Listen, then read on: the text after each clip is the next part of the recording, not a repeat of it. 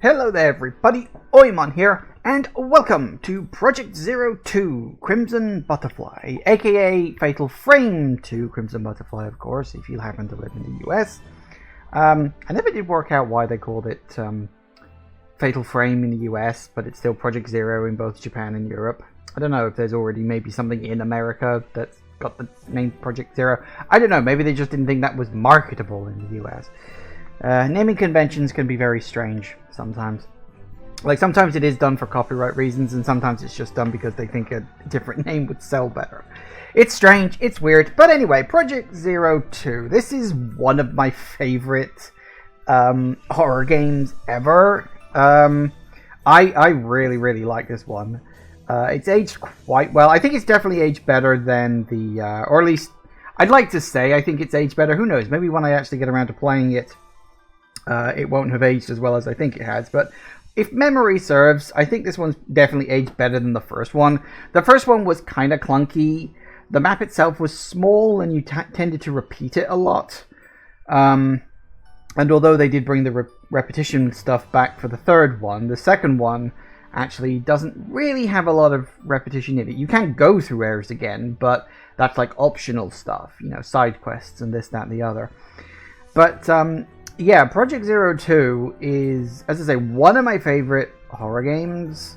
When I was, like, first starting to get into, like, horror properly, I played a lot of Resident Evil games prior to discovering the Project Zero series. And actually one of my online friends, like, we're talking back in, 2005, 2006 maybe? Like, when I was first really starting to push myself to go online more. And I started discovering, like, instant messenger programs and chatting to people around the world. It was around about 2005-ish. One of my friends mentioned the Project Zero series, and I'd never heard of it. You know, as I said, I grew up mostly playing Resident Evil. I think I'd played some Dino Crisis. I don't think I'd played Silent Hill by this point. I think Silent Hill came after Project Zero. Although I'm not 100% certain. I'm not entirely sure because, you know, this is going back almost 20 years ago now, and so my memory is completely shot full of holes on that front. So that's, yeah, but a friend of mine recommended, hey, have you heard of the Project Zero series? I was like, nope, I haven't heard of a thing. And he recommended Project Zero 2, which he said was one of his favorite horror games. I don't speak to that guy anymore. That's a shame. Hey Jagoth, welcome. But yeah, so Project Zero 2 was the first one of the series I played. And I think after that I played 3 and then 1, I want to say, in terms of the original trilogy. I think I played 3 before 1. Because by the time I got to Project Zero 2, Project Zero 3 was kind of on the horizon. It was like quite close to coming out, like about a year or so away. And Project Zero 1 is actually quite difficult to track down. It was kind of harder to track down. It didn't have a huge release in the UK at least. So it took me a little while before I could find a copy of that secondhand. I did, in the end. But anyway, that's neither here nor there. The reason why I love Project Zero, and of the 3 that I played, this is the one I think is the best Project Zero game. From what I've heard of 4 and 5, most people still agree that this one's the best one. Although I do still like 3. But I think Project Zero 2 was the first horror game that ever... It didn't scare me. I don't think Project Zero 2 ever scared me, but I think it was the first one that ever gave me chills. You know? That made me go, oh crap, that's different. Yeah, I think the first horror game that ever scared me was probably Penumbra, because that was a horror game unlike any other. At least at the time. There's 10 a penny of them now, of course. But yeah, so Project Zero 2, the first game that really gave me chills. Like, I never got that feeling of actual, like, you know, fear in a way from Resident Evil or Dino Crisis or excuse me, or games like that. Sorry, my voice is... God, we're 5 minutes in and my voice is already going. Anyway, do let me know if the volume is okay, obviously, because we're jumping between a normal played game and an emulated game here. I am emulating this for the record, mostly, well, for 3 reasons. One, my console capture card only does HDMI, and my I never got a HDMI cable for my PS2, so that's tricky. 2, my PS2 in and of itself isn't doing great at the moment. Like, it's there, and it's fine, and it works. Mostly. But there are a couple of games that just don't run on it, and I don't know if it's the console or the discs. It's probably the discs. So yeah, so there is that. And the third reason is that my PS2 is currently in a box under my bed, because I just didn't have room for everything, so I had to move things around a bit. So I had to pack it away along with my Wii, unfortunately. But yeah, PS2 games I can emulate, and Wii games I can play on my Wii U, which is still available, so it is what it is. So yeah, we are emulating this. I did do a quick test run of this about a week ago. Seemed to run okay. I didn't notice any big errors. I think there was a few audio glitches during the intro, but nothing serious. But as I will say, do let me know if the audio is okay, because obviously I need to keep track of that. Because I've got the volume down at about 50% on the emulator at the moment. So yeah, once we actually get into the game, let me know if the audio is too quiet, too loud. I can always tweak it as we're going along. Anyway, we're going in on a new game. I will go in on normal difficulty. There are actually 2 harder difficulties, which are hard and... Is it Nightmare? Or Extreme? I think it's Nightmare, which is the hardest difficulty. Funnily enough, this game actually has 2 endings. Minor spoiler alert. But the ending is exclusively decided by the difficulty that you play the game on. So the first time playing through the game, you can only get ending 1, and you can't get ending 2 until you complete the game on hard or nightmare mode. I don't know why they did that, and the subsequent releases of this game, including the director's cut, which was on Xbox, I believe, and the remake that was on Wii, both of those included endings that are tied to gameplay rather than tied to difficulty. I think it does still have the difficulty as like a default one, but there are additional endings on top of that that are gameplay related. It's a very odd decision, because I know that I remember I've watched a few people play this over the years, and they're always a little miffed at the default ending you get on easy/normal difficulty, because they want to go for the good happy ending. There are no good happy endings in this game, but of course you don't know that when you first play it. So, but I don't think the default ending for this game is bad. It's just, it might not be what you expect, but we'll get to that when we get to that. So let's go in, and again, let me know about volume, and I will, and we'll see how we go. Didn't we always promise each other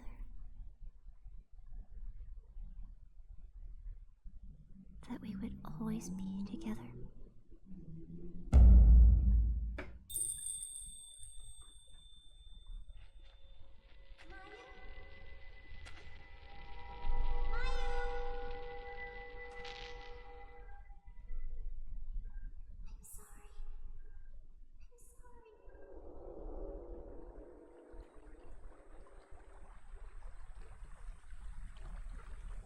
We used to play here all the time. Yeah. All of this will be gone soon.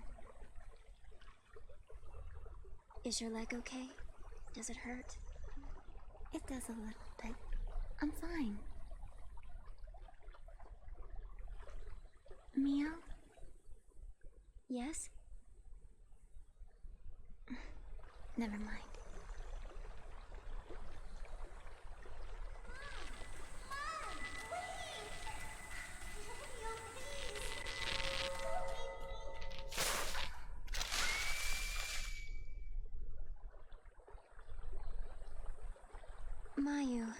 About that time back then. Mayu?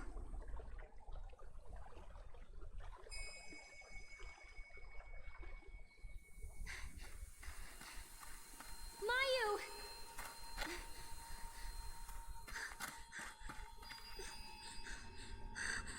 Where are you going?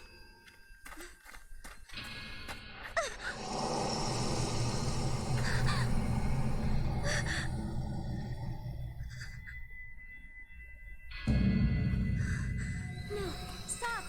Wait! Mayu!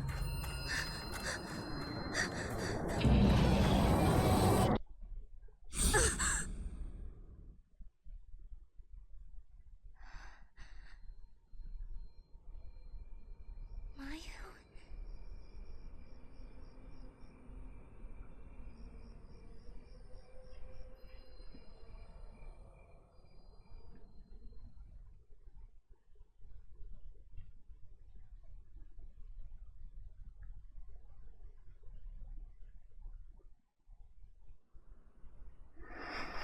You get quite an opening in this game. It kind of just throws you into the deep end. You learn about Miyu and Mayo, and that's more or less it. Something bad obviously happened in their past, and then the spooks happen more or less straight away.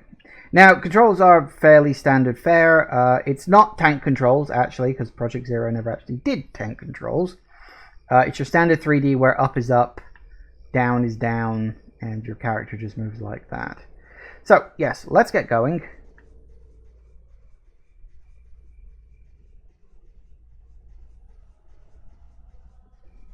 I'll say I might tweak the volume up actually myself because I can't really hear the hang on a second, audio. Can't hear the footsteps very well. Let's move it up to about there. There we go, we can hear the footsteps now. There it is, hello.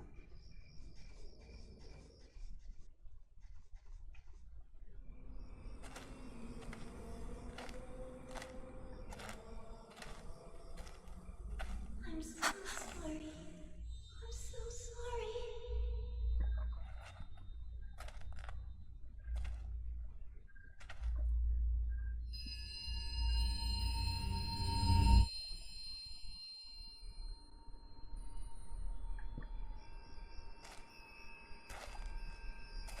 Where is this?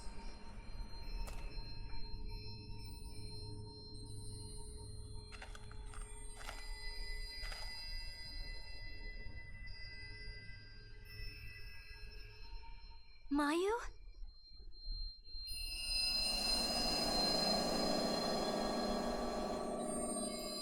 The Lost Village.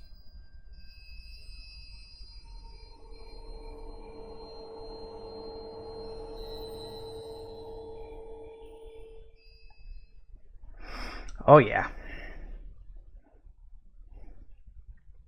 I've heard about this place.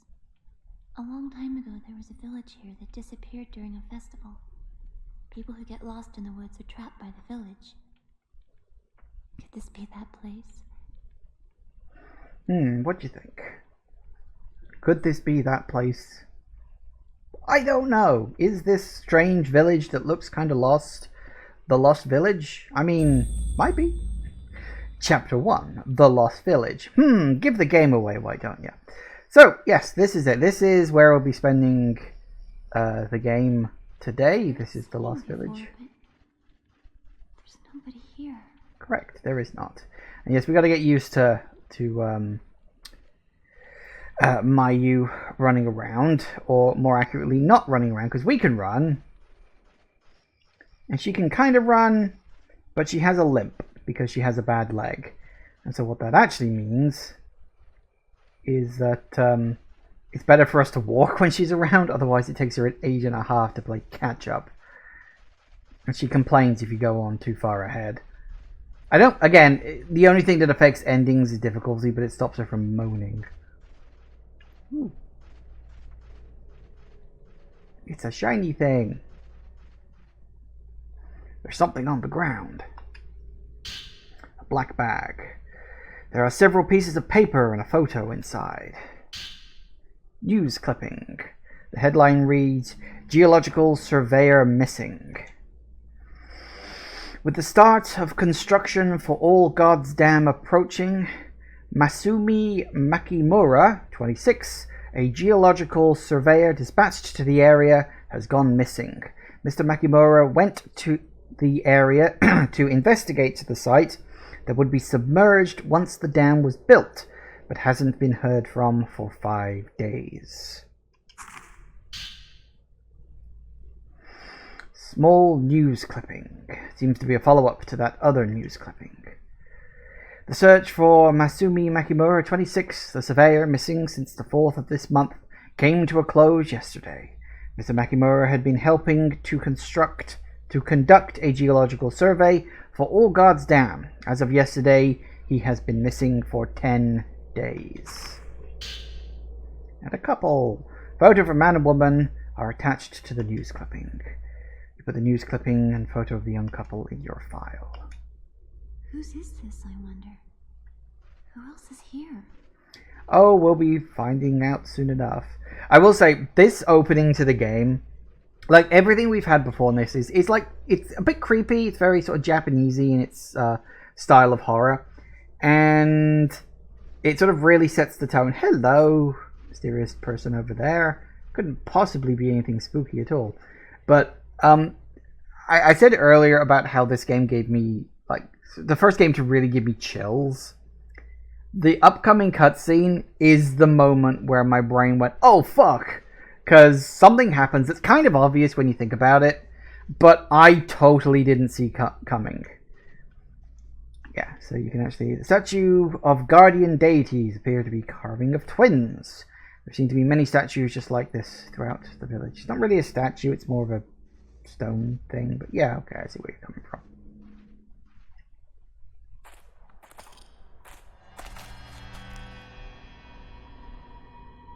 I wonder if anyone's here.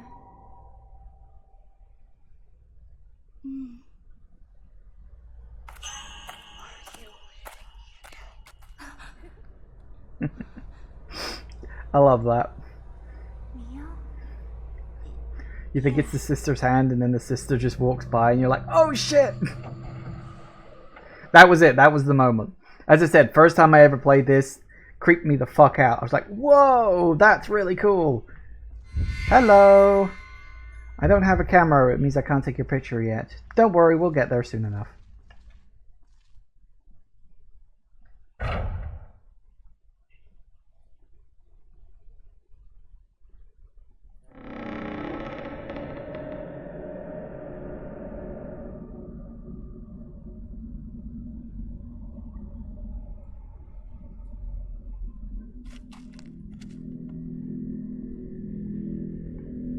Isn't anybody here?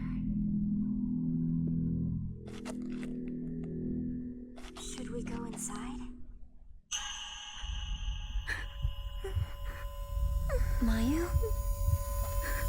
Mayu! What's wrong?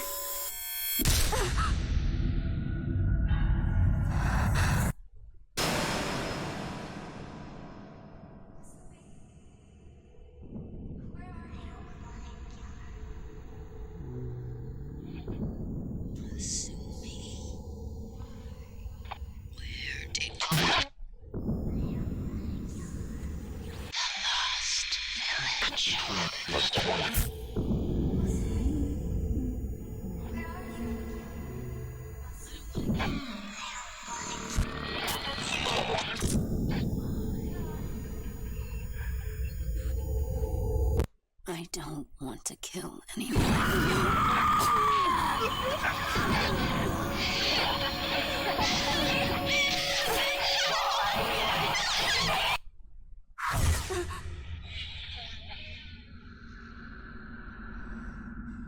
What was that?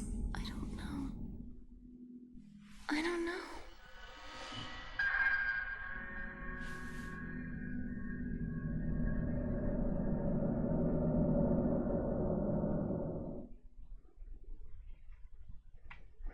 Alright. Yep, so, first building, we are in. Don't go too far. Oh, hush, I'm literally right in front of you. Okay, so I need to remember the exact order of events. We don't get the camera for a bit, but we will get it eventually. Woman's Notebook 1. I've heard rumors about the Lost Village before. Long ago, a massacre occurred on the day of a ceremony, and the village was wiped from the map. Twin deities' statues in the forest lead lost people to the village entrance. Once you pass through the gate, however, you cannot go back. The village eternally relives that night of death. The insane laughter of a woman is said to echo throughout the village. The only survivor of the massacre of the village was a lone woman. I'm sure that won't come into relevance at all during this game whatsoever. Yep, nope, not at all. It's nice that these people actually seem to know all their folklore. Like, if I got involved in a supernatural situation around here, I would know fuck all about our local folklore. I don't even know if we have any local folklore. Don't know if it's like a Japanese thing or what. Woman's Notebook 2. Sometimes I sense someone passing by the window. He carries a torch and mutters things. He seems to be searching for somebody, but it's not Masumi. In the distance, I can hear some kind of sad ceremonial song being sung. They say that this village vanished on the day of a ceremony, and that day is repeated over and over. And these little red things are save points, which we will be using.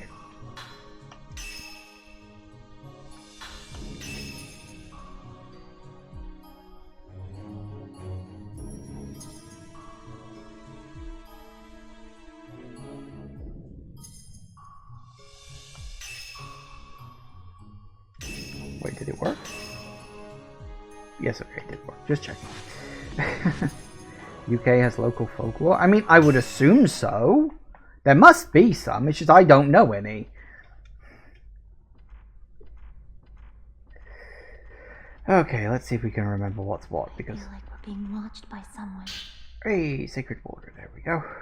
Much like the last game, that is a full top-up of health, which I will almost certainly be needing, I think. Excuse me, Mio. Mayu, whatever.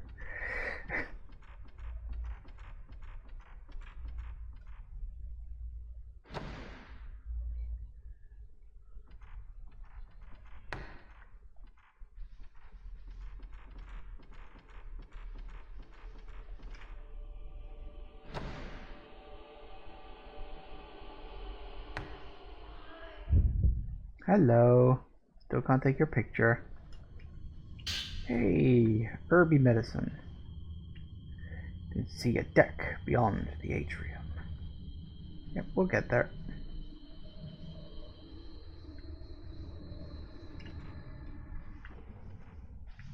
A bed.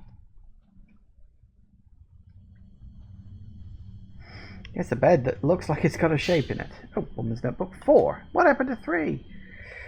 Woman's Notebook 4. Someone, anyone, whoever sees this, look for me. I'm trapped in the village. Help me! Miyako Sudo.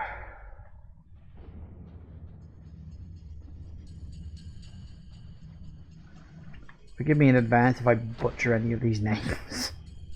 Pronunciation is not and has never been my strong point.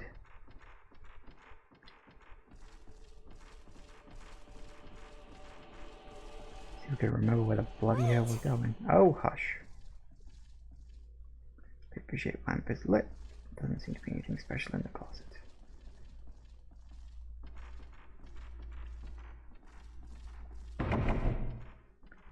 That door's locked. Which probably means... Hello. I kept searching for you.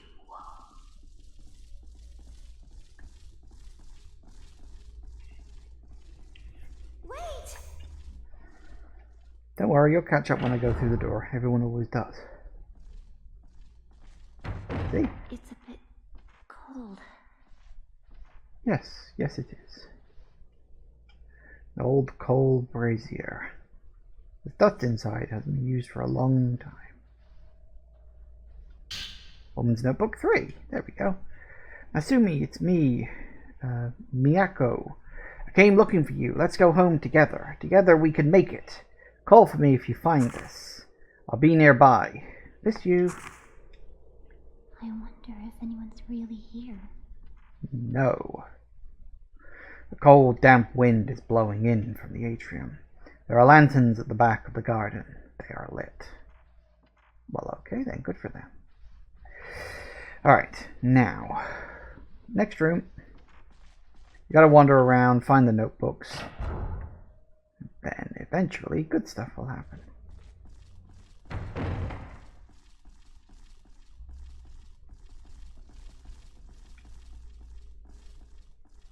Come on, play catch up now. Hello.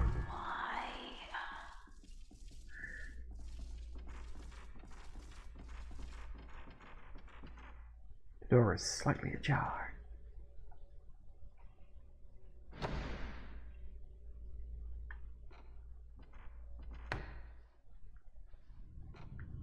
Something's strange about this place. No shit. Hey, herbal medicine, lovely. Think there's anything else up there? Nope.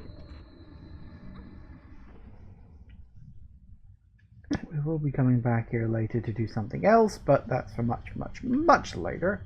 In fact, I think there's even a side quest bit that's in this room. Small containers on the shelf. If there's anything useful about them. Is there not?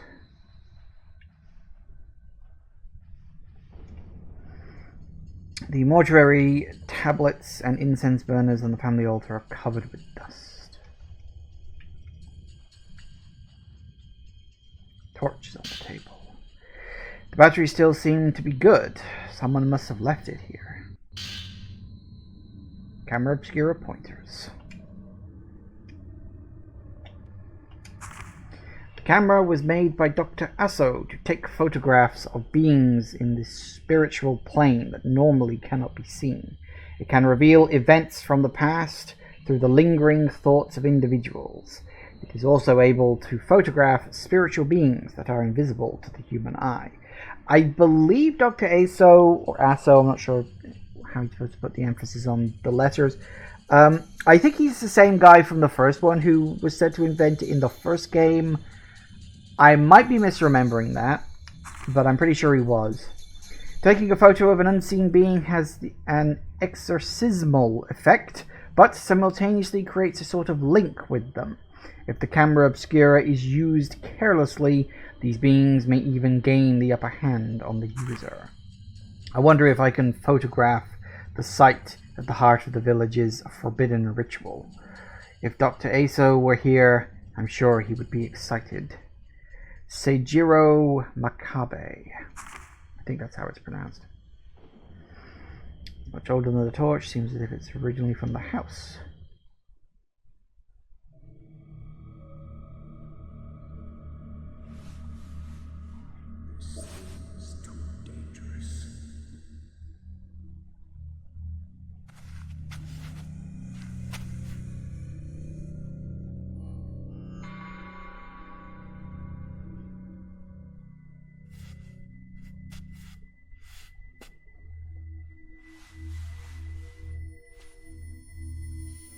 That's... So, this is the camera obscura. It takes pictures of impossible things.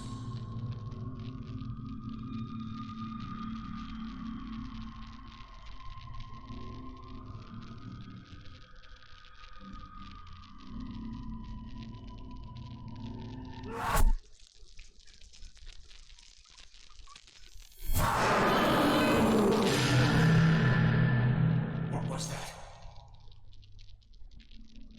I can't believe. So it's true. This thing is too dangerous.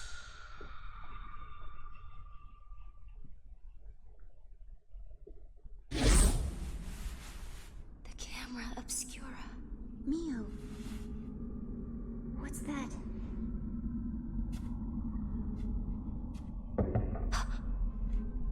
Is someone here?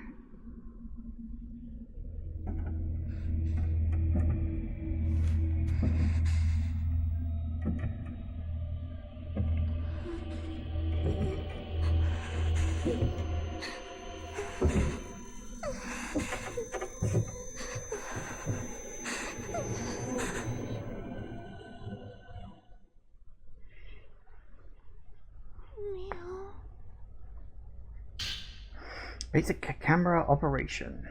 For the record, obviously this isn't supposed to be the same camera from the first game. A couple of reasons on that. One, the camera does look slightly different. Two, the camera in the first game, it kind of exploded at the end of the first game, if you remember, because it was actually technically relevant to the plot. So it's not the same camera. I'm assuming it's just another camera obscura. I think the implication is there's probably more than one. Although it is interesting that the place where the guy in that little sort of vision, where he found the camera obscura, did look kind of similar to a location from the first game. You had like the bamboo reeds around like a stone pillar shrine kind of thing, which is reminiscent of certain places in the first game. I don't know if it's supposed to imply a connection, like maybe this is another camera obscura that came from that mansion. Like maybe he went there at one point, found a camera obscura, and then left. I don't know if that's supposed to be the case. Probably not. It's probably just both of those things are very commonly found in Japan. You know, bamboo is obviously common in Japan, and shrines that are piles of rocks, kind of like cairns. Because again, that's something from UK folklore, is that we have cairns in a similar way to the... I don't know if the Japanese folklore has a name for those kind of shrines, but it's a similar sort of thing. Anyway, basic camera operation. Camera obscura is a special camera that allows you to exercise spirits by taking photographs of them. When you face a direction where a spirit is, the filament at the bottom right of the screen or top of the viewfinder will glow. Once you have located a spirit, raise the camera with the circle button. When you found a spirit, center it in the viewfinder screen and press the shutter button, X or R1, to take a photograph of it in the default settings. Yep, normal sort of standard operation. I'm fairly certain it's exactly the same as the previous game. You can move around, you can look around. I will almost certainly be fudging this up royally for at least the next half an hour while I try and remember what the controls were. So who was on the other side, I wonder? Friendly, I hope. Something is Not friendly.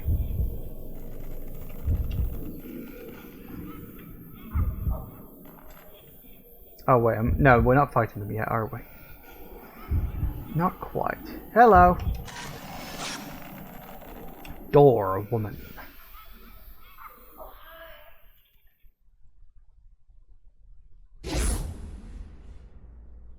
It's gone.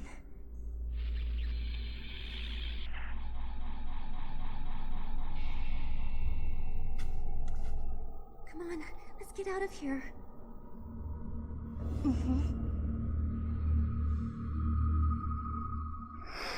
The presence you were feeling in front of the door is gone now. It said that you can capture things that ordinary people can't see with this camera. Could this be the power of the camera obscura? And the door opens. Lovely. Yeah, sorry, I thought we were going straight into a fight. We weren't. The fight happens later. So one of the, in a very similar sort of manner to the first game, is that you have different film types. 7, 14, and then eventually we get, what is it, 28? 21? I can't remember. I think it's 21, and then like 47 or something like that. 45. It's 45. They're all multiples of 7, oddly enough. I don't know if film has something to do with 7 in some way. I don't know. But 7, 14, 21, and then 45, I think, later on. And then, of course, you get the 0 type, which is the most powerful. We've only got 7 and 14 at the moment. 14 has limited ammo. 7 does not. If you remember back in the first game, all the film types had an ammo count. but you could recharge the 07 and 14 types of film at a save point. In this one, they just said, okay, 07 type film, it's your weakest kind of film, but you will never run out of ammo for it. So you don't have to worry about running low on ammo. 14 is your basic, that's like your basic stuff. This is basically the equivalent of a fucking BB pellet, and this is like handgun ammo, if you will. And then it's like, next one up is shotgun, and then the next one after that is magnum, and then 0 is like a fucking rocket launcher. But although 0 I suppose is rare enough, that one could be magnum. Maybe the 45 could be like, maybe that would be shotgun. So maybe, I don't know. Anyway, I'm sort of connecting. You got additional functions and equipped functions. We'll get to those later when we actually, you know, get them. And you've got function upgrade, which is actually quite simple. You've got range. Oh yeah, no equipment. So function power up, range, accumulation, and sensitivity. You got to add spirit orbs. Now, if you remember in the first game, spirit orbs were what you used for your special attacks. They've completely changed how those work. In spirit orbs, you have to collect a spirit orb and then put it in a slot and then put points that you earn by killing ghosts into that slot in order to power it up. Why you have to jump through 2 hoops in order to power something up, I'm not sure. I'm pretty sure they changed that in the third one. But I'll show you an actual example of that later on. But yeah, it's one of those things. Anyway, so we're supposed to try to get out of here now. This isn't gonna work. Uh-oh. The door is held shut by some kind of powerful force.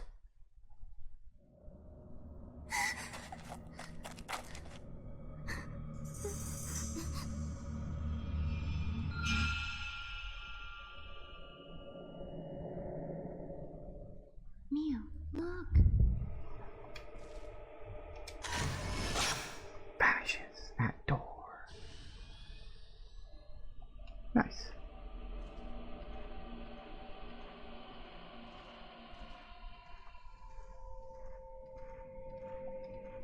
Remember these things?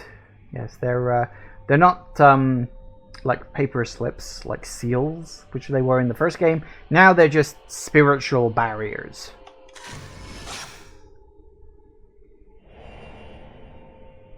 That looks familiar. A different place can be seen in the photo. Looks like a coal brazier somewhere.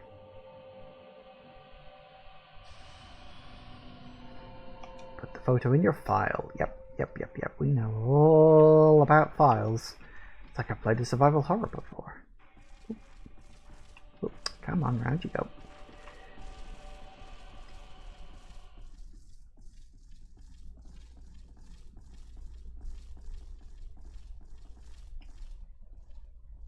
Come on, Mayu.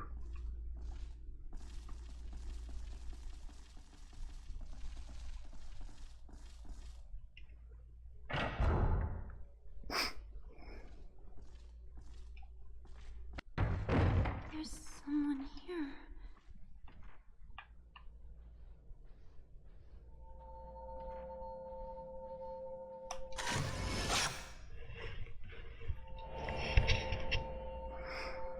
Something can be seen in the photo. Looks like an injured man.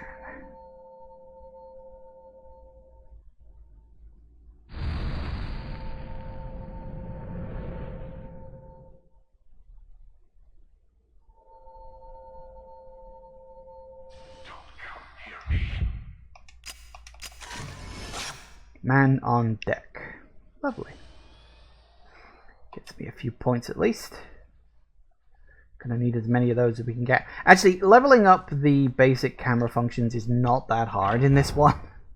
It's the special abilities. That's what takes an age and a half to update and increase. But we'll get to that when we get to that. I don't remember all the specifics of this. It's actually been a long time since I last played Project Zero 2. It's one of the reasons why I felt like playing through the series again. You know, playing through the first 3 on emulator. And of course with the release of Project 04 for the West in the first time, or just outside of Japan, it's a great opportunity for me to play 4 and 5, which I'd never gotten around to before.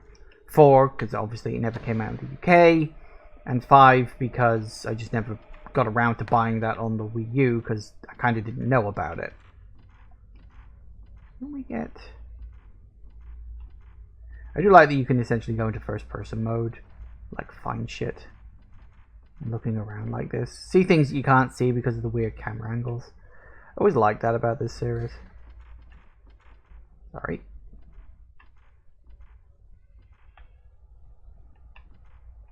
Hi! You look concerned. That's the wrong button.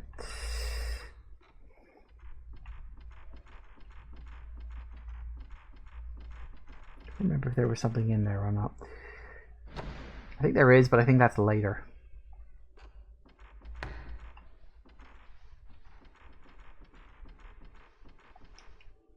It's open.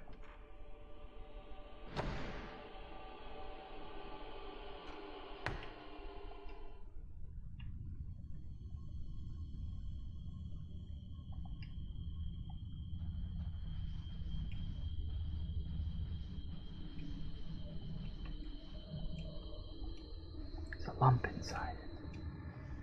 I can't remember what we're specifically in here for.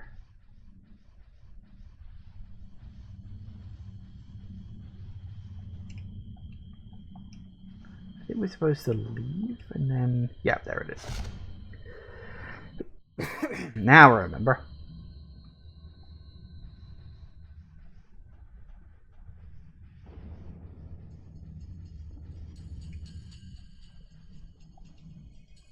Something shining in the closet.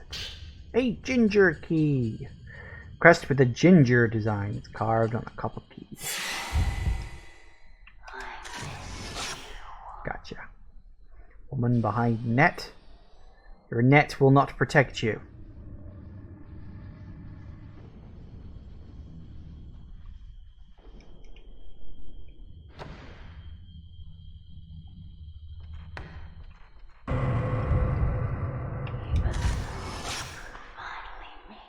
Stair climber. Rack up those points. That does remind me, I don't think I ever bothered to get all the little pop-up ghosts in this game. Some of them are really fucking hard. Did I get it? No, see, faded.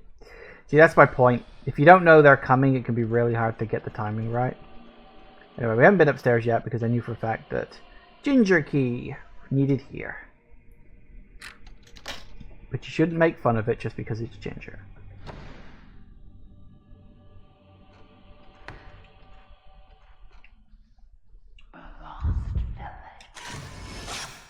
Beckoner.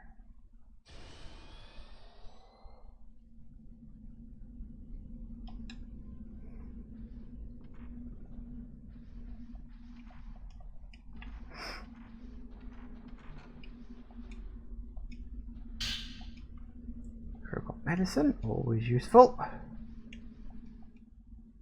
And hey, yes, I remember that Type 61 film. Now, if I'd have thought to mention it before, but you can actually see the item if you go into first person mode. It's there on the floor. So it's Type 61. Huh. Maybe I'm getting my numbers mixed up. I don't know. We'll find all the different film types.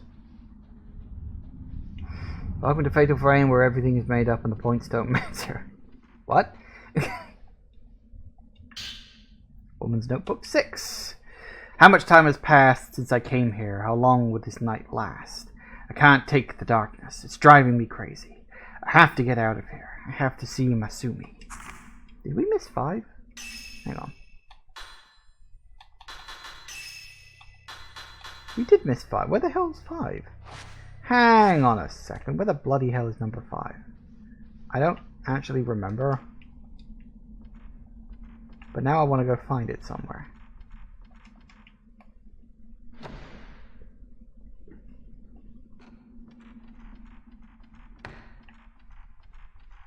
I think maybe it like appears somewhere after a point.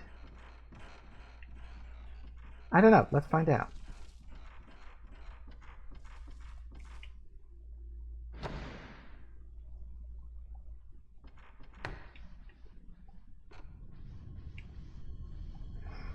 Hey, we got the torch now, so that's something. We can actually see what the bloody hell we're looking at.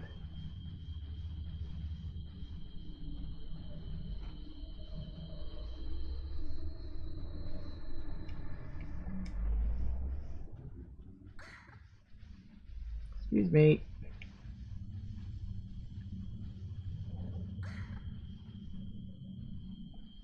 It's your own fault for following me down a very narrow corridor. I don't actually remember where number 5 is. Maybe there isn't a 5. That would be odd.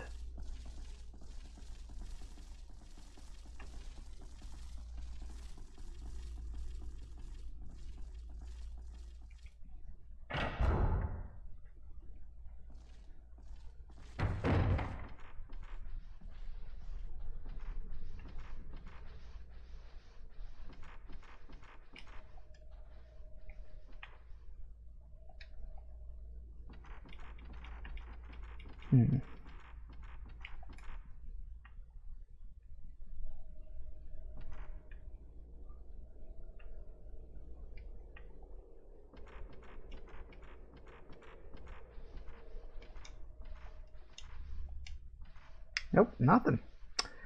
Well, that's disappointing. Where the hell was number 5?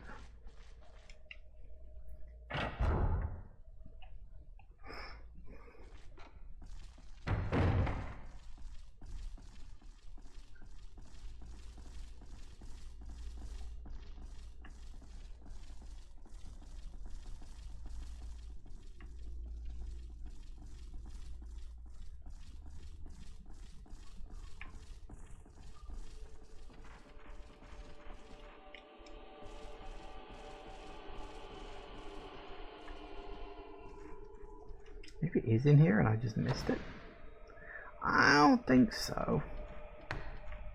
But we do have a little boss fight. Well, say boss fight, mini boss fight. There aren't really that many boss fights in the game. Just, you know, save for the main one. That one takes a while before we can fight properly. I don't remember where number 5 is. Well, we'll check the downstairs room, but if I don't find it, then screw it. I'll just keep going anyway. Because that's all the rooms in the house.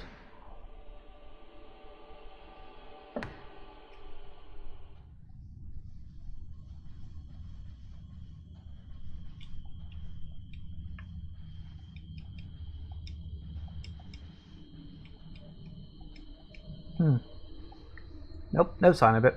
Oh well.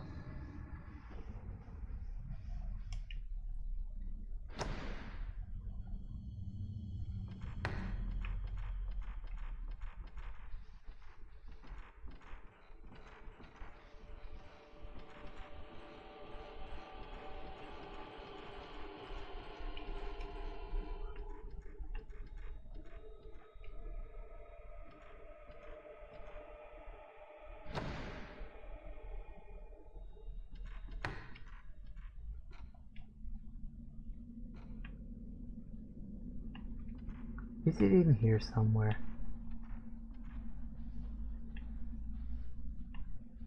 Ooh, hi.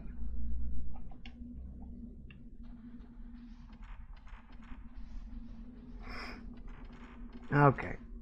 Ooh, up to 1:43 a.m. presumably.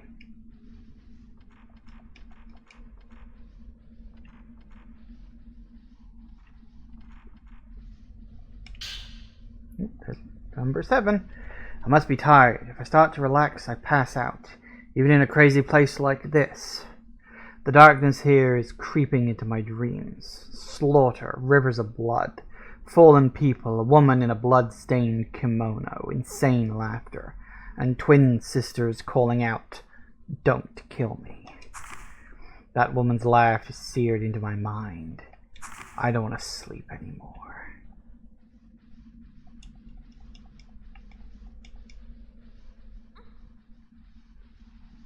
Excuse me, coming through.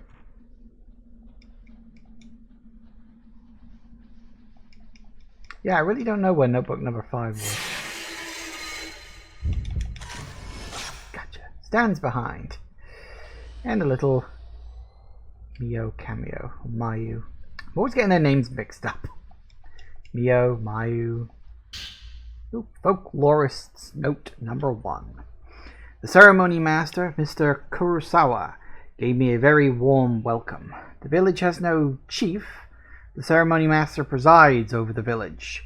I wonder if this village was founded by people who wanted to preserve their sacred rituals and festivals.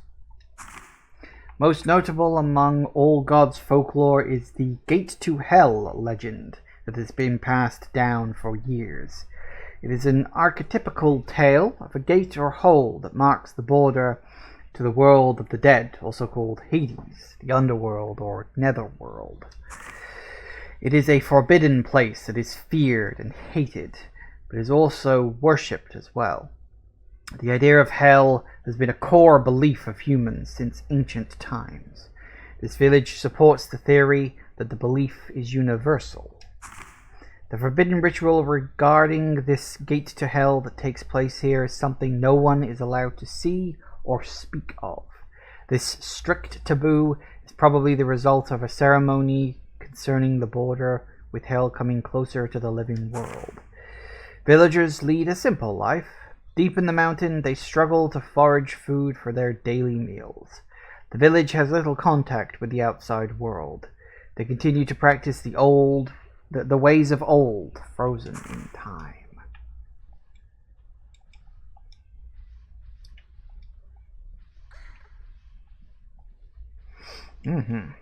There's always a gate to hell in these things, isn't it?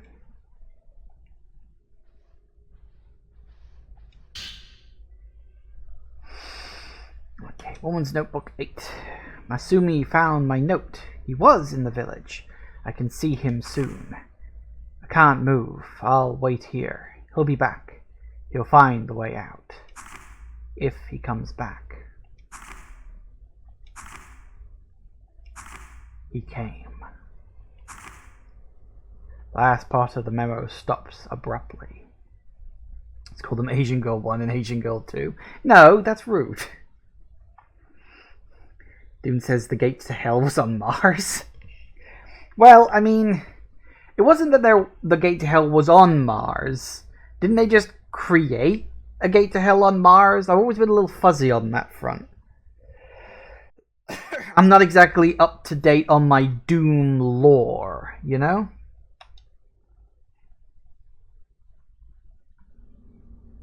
She also became trapped here. She came into this house looking for her boyfriend. And then, where did she go? This place must be... Mio!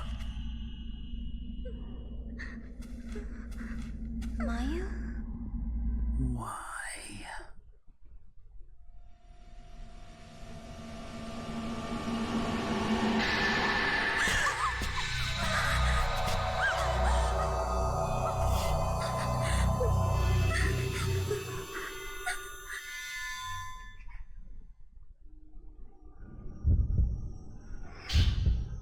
Spirit capture.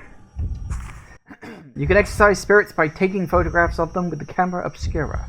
The greater the response indicated on the charge gauge in the capture circle, the greater damage you can inflict on the spirit. When the charge gauge glows red, that instant is a shutter chance. If you can shoot during this instant, you can inflict heavier damage on the spirit and repel it back further. Blast back. Using this blast back ability will push back an approaching spirit. You must have film to shoot. Yes. When shooting in succession, you have to wait for the next shot to load before shooting again. While loading, pressing the shutter button will have no effect. Load time is shown at the top right of the screen. High power film gives more damage and loads quicker. That's the only thing I'm not 100% sure about, because the weaker your shots, the slower they load. You'd think it would be the other way around. Like, weak shots can fire quicker, but obviously because they're weaker, they do less damage, but you can shoot them off quicker. But no, for some reason, it's like the more powerful your film, the quicker it reloads. That's the one thing I've never truly agreed with for this one, because again, the reloading of film was something that wasn't in the first one, so it's introduced in this one.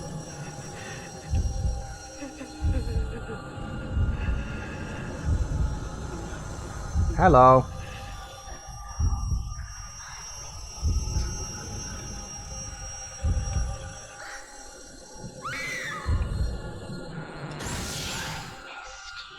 Leave her alone. Well, I'd rather you go after her than me. She doesn't have a health bar.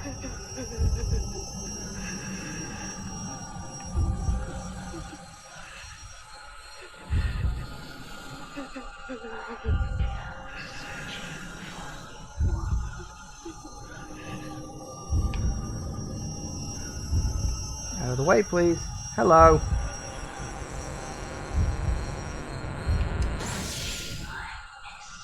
Gotcha. Now, we don't have an enemy health bar yet. We haven't unlocked that ability.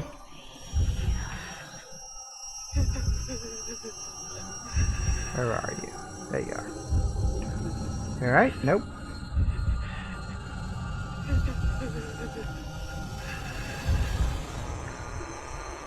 Now, unlike the first game, this one is a case of the closer the ghost, the more powerful the shot. You'll notice that as it gets closer... Hey, I got her. So yeah, for some reason they changed how the bar works. I'll explain it once the cutscene's over.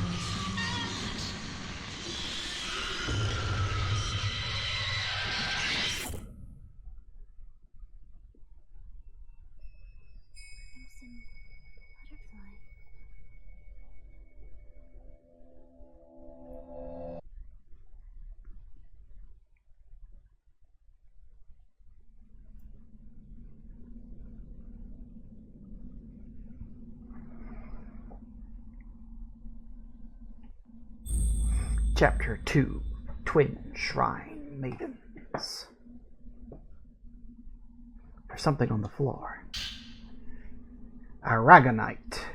Looks like a glowing blue crystal. That spirit must have dropped it. Once you find the Spirit Stone radio, you can use the radio on the menu to listen to stones. Which is a really nice feature of this one. And a spirit orb, lovely. Spirit orbs. Excuse me. Spirit orbs are items used to raise the maximum levels of the camera's basic functions or power-up lenses. Use a spirit orb from the function upgrade on the camera menu to increase the maximum power level of a camera's function or power-up lens. After adding a spirit orb to one of the camera's basic functions or power-up lenses, you can raise its level by using the points you have accumulated through capturing spirits. Lovely. We've also got this bad boy over here too. Come on. Some kind of device is on the table. It looks like a radio. The Spirit Stone radio. It was here all along. How useful.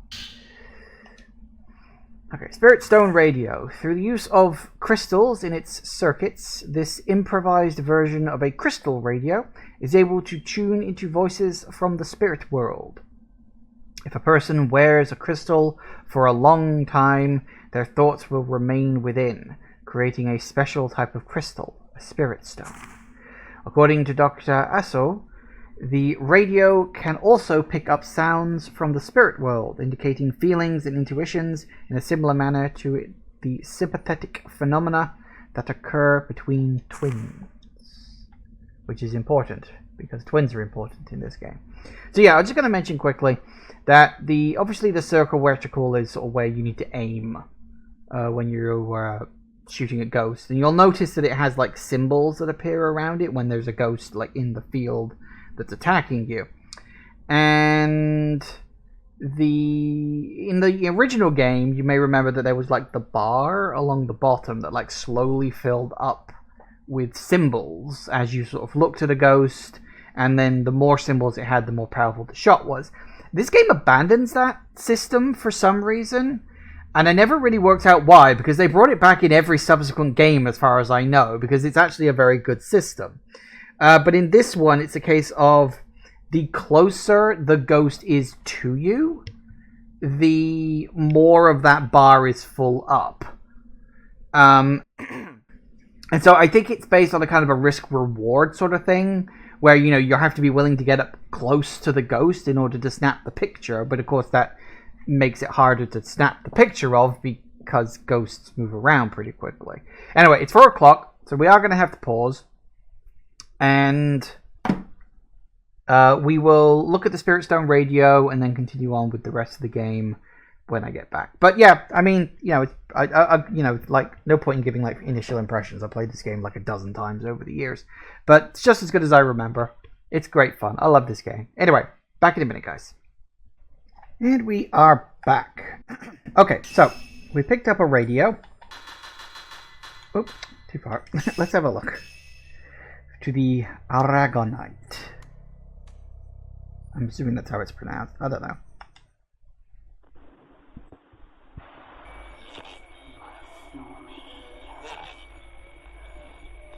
Where did you go? Without you,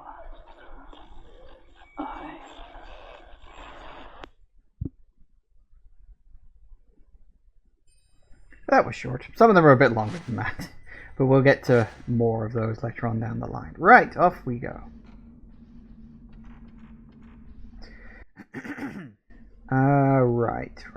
Right.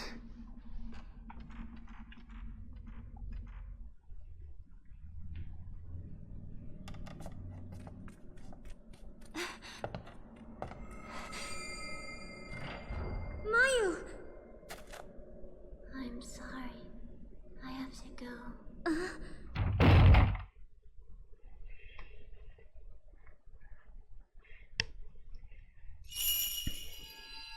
Well, at least we don't have to worry about her limping butt anymore. Except, of course, for the brief period where we've got to play as her. Follow the butterfly.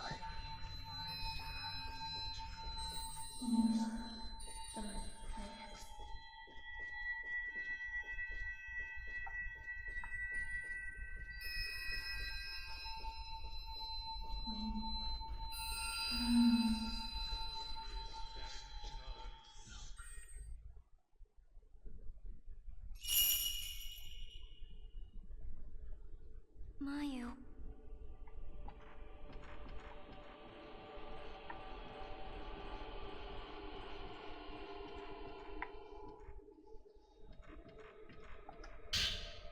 Ooh, camera equipment. Ride the slow power-up lens.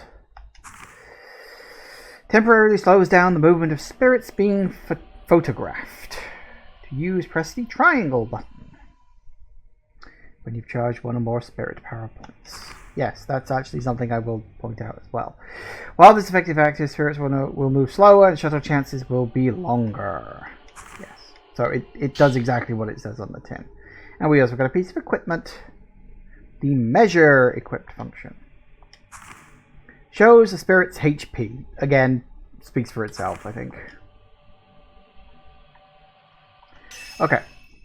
So, as you probably realize, that now gives us... Firstly, we got an equip function, which is here, measure. You can turn them on and off as you want. We'll get 4. And there are also additional functions. I'm trying to remember, are additional functions the secrets you unlock, or is that something else? I don't remember. But, as you can see, we only have access to slow at the moment, which is kind of a shame, but hey-ho, it is what it is. We'll get more as we go through. And there's also extra bonuses that go with it as well. Like the basic functions, which is this. These 3 up here, sorry. You can put in a spirit orb and make it better. So I think, yeah, extended duration of the bonus effect. So it tells you which one's which. So we do have a spirit orb, but I just like to collect spirit orbs until I'm ready to get an upgrade. Range makes the capture circle size bigger. so you're more likely to be able to catch it. Accumulation is the how many special attacks you can hold in one thing, and I'll show you that in a second. And sensitivity is how much damage you do. We're going to be wanting to upgrade that one first. And add spirit. Funnily enough, like add spirit orbs and power them up are actually separate. This is why I don't really get the spirit orb mechanic, because it's like you have to both get enough spirit orbs and enough points. Well, just give us enough points or spirit. Like you're never really lacking for either, so it always just felt a bit pointless to me. But we'll get to that when we get to that. But hey ho, it's all fun. But one of the things you will notice is that bottom corner, there's the slow thing. That little sort of quarter circle bit around it, that is your spirit power, I suppose you could say. And whenever you take a pictograph of a ghost, you gain a bit of spirit power, and it slowly fills up. Once it hits the top, that little circle there at the bottom corner next to the giant one with the SL in it, that is a spirit orb. Once you get that, not a spirit orb, sorry, that's a spirit charge. Once you get that, you can use your special ability, whatever it happens to be. Okay, one thing we are going to do is run into here real quick. Because I do want to make at least semi-regular saves. Not only because I, don't want to risk dying, but also because... Oh, hello. Item. Something's on the ground. Oh, Herbie medicine. Lovely. Oh, is this what... Yeah, this is it. I had this vaguely at the back of my mind, and I was like, hang on a second. Now, doesn't this girl seem vaguely familiar?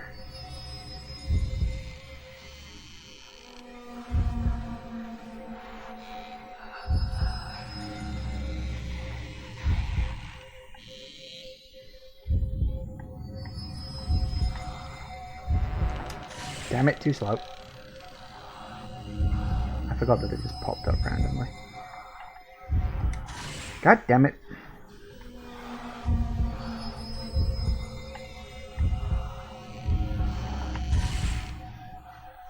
Okay, see, this is a problem. Fortunately, she missed. But then so did I. So, sucks to be me, I guess. Now that I can work with. See, look, and I've already got the slow thing going on. Isn't that lovely? Come in. I will show you the slow, because why the hell not, right?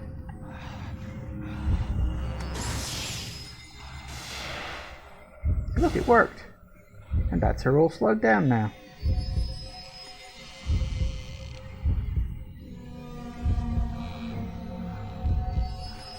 Works for a decent amount of time and then slowly goes back to normal course. Gotcha.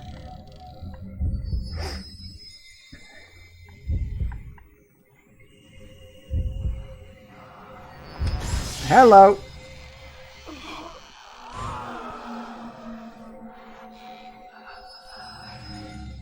Good night.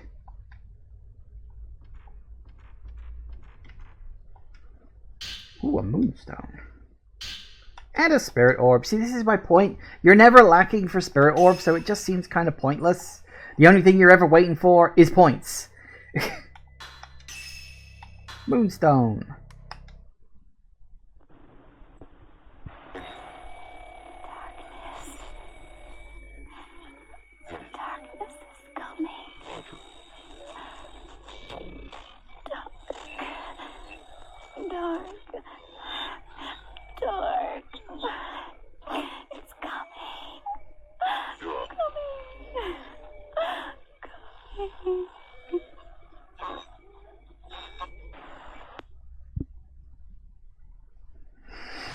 The voice acting in this game is so much better compared to the first one. Like, the first one was, I don't know if it was deliberately cheesy or hammy, but it was quite bad. But in this game, it's so much better. So we want to add a spirit orb to sensitivity. And then power it up. Good. That nets me a little bit more damage on ghosts, which should make the early chunk of the game that little bit easier. Alright.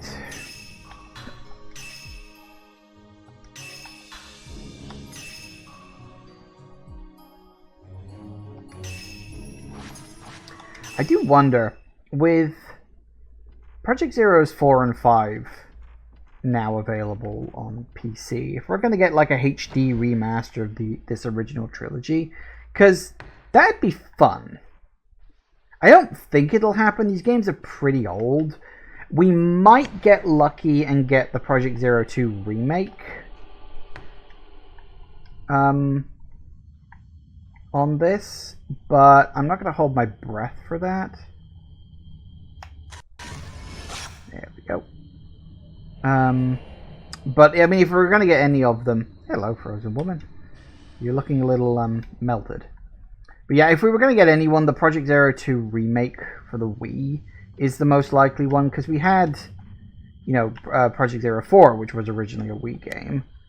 So the idea of getting the remake of 2, this one basically, which is, for the record, I played that, I own it. It's more or less the exact same game. It's just different in terms of gameplay as opposed to like story and all that.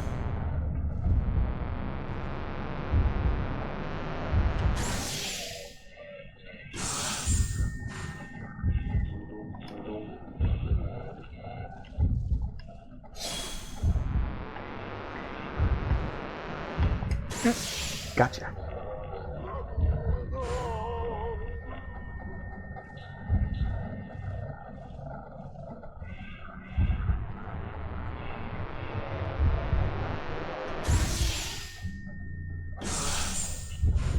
See, because I upgraded the power, we've gone from 40 damage to 52, which means I can wipe them out in 2 shots rather than just the 3 shots that was before, which means ghosts are easier to get rid of. For now, they do start becoming more powerful later on, of course. Lovely.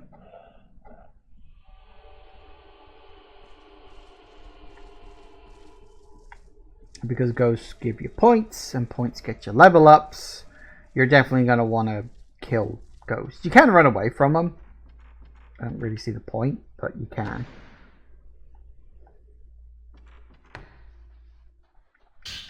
Oh, there it is. Woman's Notebook 5. I found it.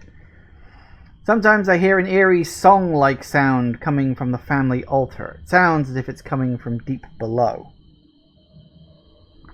Maybe it's just the wind. Or maybe there really is something behind that wall. Yep. Which is actually a clue to something later on, so it's not really surprised that that one's been hidden.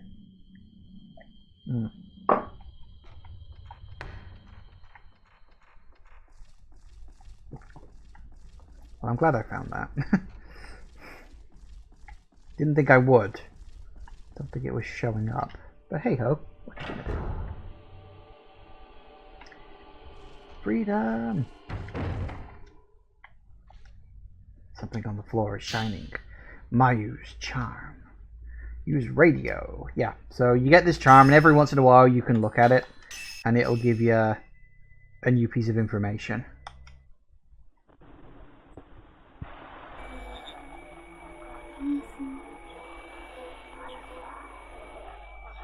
It's calling. Calling deep. No, it's not us.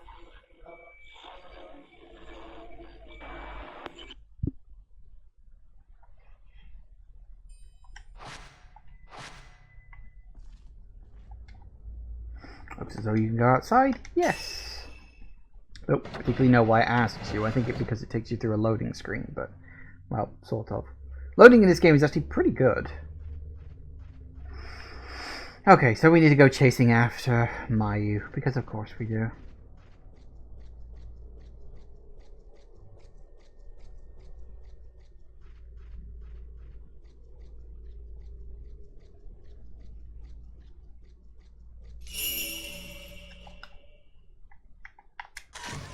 God damn it. Too slow.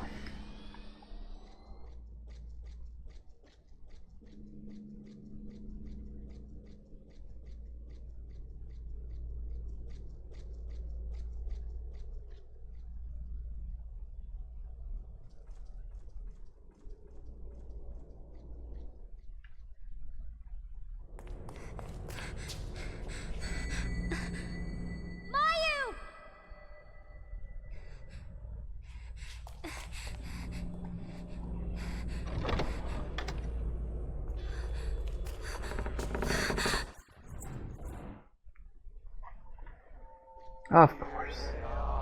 Oop. Oh yes, now I remember. Occasionally you have to deal with torch-wielding villagers, because of course you do.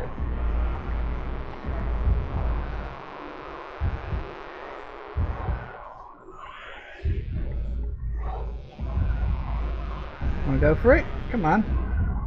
Oh, your friend down there is.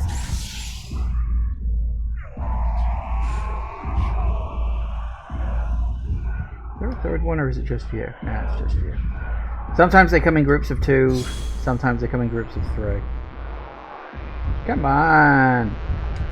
Oh, that's... Is that a miss? No, that was a hit. Haha.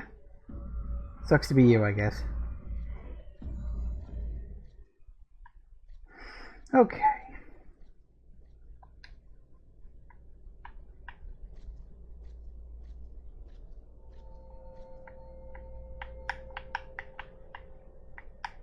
Uh-oh.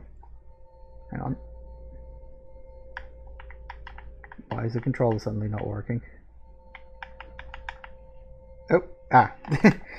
No, hang on. Did the battery die or no? No, I think it just disconnected. Never mind.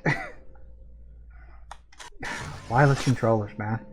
Great that I don't have to deal with a cable, but boy howdy can they be finicky. Something can be seen in the photo.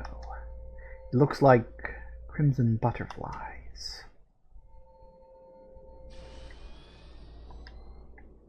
Look for crimson butterflies, I guess. I can't remember which places we can go into around here. I think this door is locked. Memory serves. People wonder why you stick to corded controllers. Yeah, but the cords often get like twisted and tangled, and then the cord inside them breaks. Because that happened to me for the last 3 wired controllers that I had. That's why I went to a wireless one.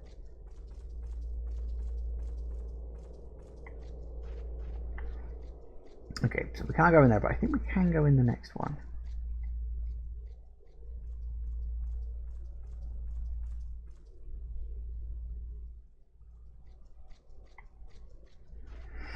We can't fully explore it, but I think there's a couple of items that we can get. Sort of grab. Nothing there? Okay.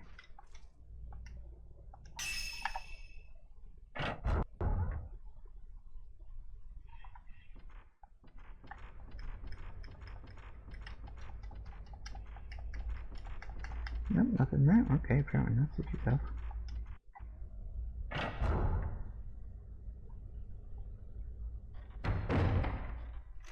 Oh yes, the movie room.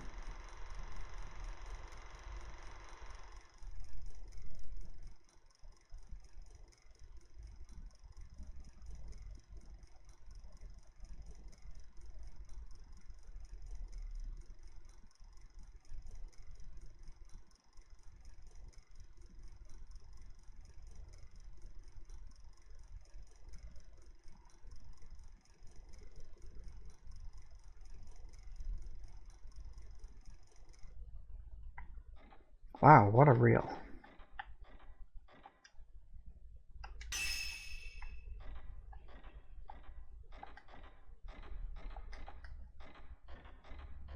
I think this door's locked.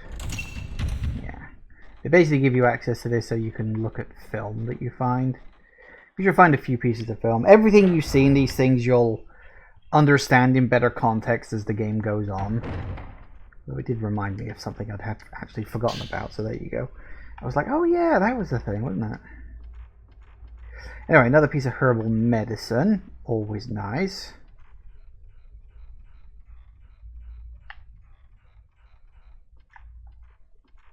This is locked. Oh no, this one's open. It's one on the other side that's locked. Do we get a ghost encounter out here? No, but there is something shiny on the floor. A chrysoberyl. This door's locked. Yeah, thought so. Alright, should we listen to the chrysoberyl? Ooh, my charm is active again. Well, let's listen to the chrysoberyl first.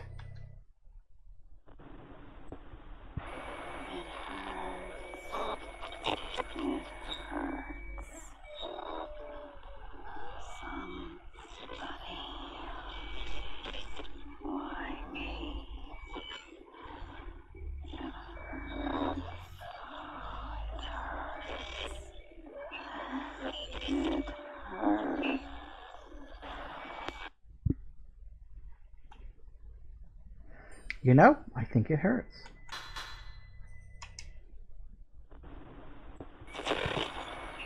Pass through a large gate over a bridge. Inside a big house. There are many beds. Upstairs, there are dolls. Ahead.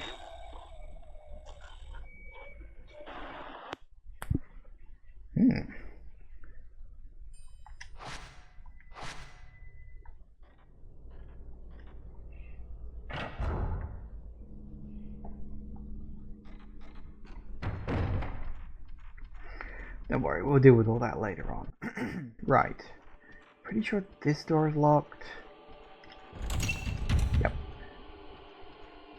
See, most of my memory is still here. It's just some of it's a bit flaky. Oh yeah, that's something for later on. Yeah, that is something for much later on, actually. Yay! And I think this is a lens, isn't it? Yay, worth getting. It's the stun power-up.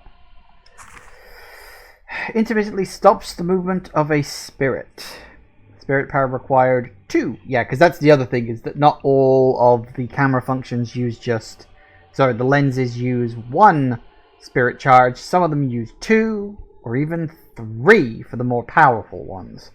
I can't remember what the most you can get is. I want to say it's 4. Stops the movement of the spirit being photographed intermittently. So, yeah, just pauses it.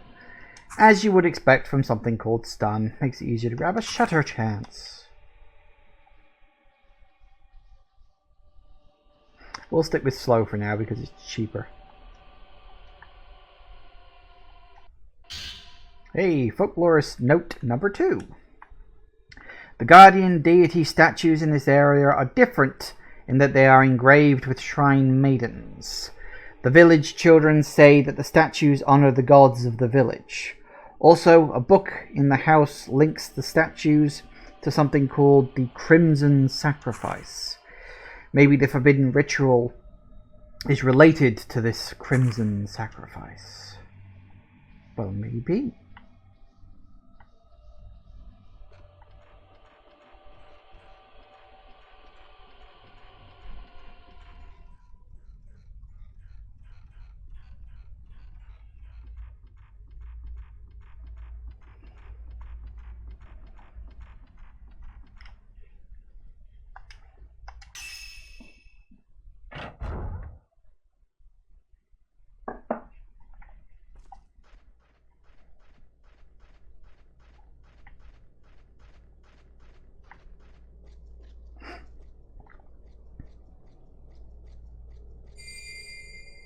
Ooh.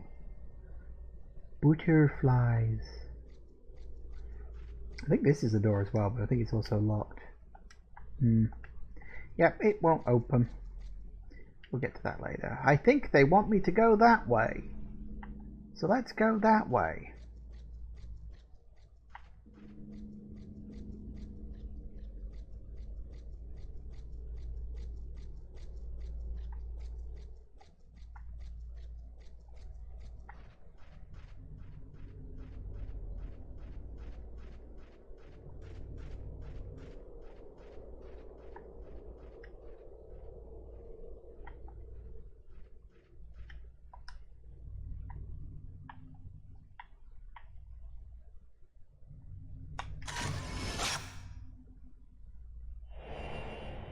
Well, hey, Frozen Man. A few free points, I think. Or at the very least it's added to my collection.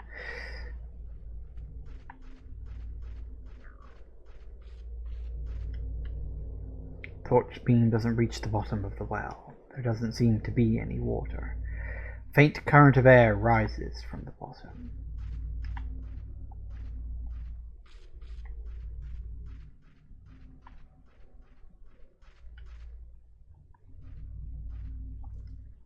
The door seems to be locked. Yes, it does. Fortunately, there's a side door.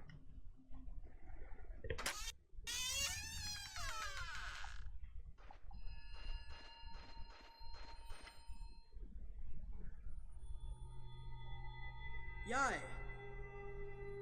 What are you still doing here? Who are you? The ritual will begin soon. If that happens...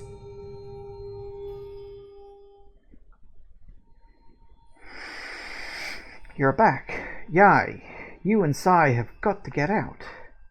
She's at the ceremony master's house. She's going to do it. Go and get her. There's still time to catch up with her. The key to the gate are enshrined in the twin deity statues. Look for statues like that somewhere in the village. Yai! The ritual is about to start. Hurry!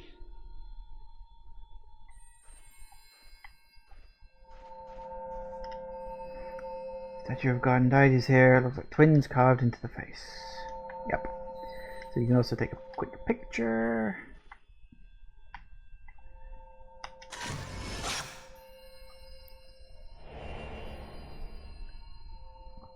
Something can be seen in the photo. Looks like crimson butterflies. Hey Zatanno! Welcome, welcome, welcome, welcome. Yeah, it's basically the game's way of saying, hey, look for ones with crimson butterflies over them. At least I think that's what it's saying.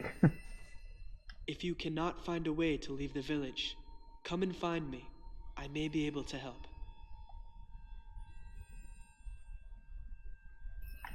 Yep. Okay.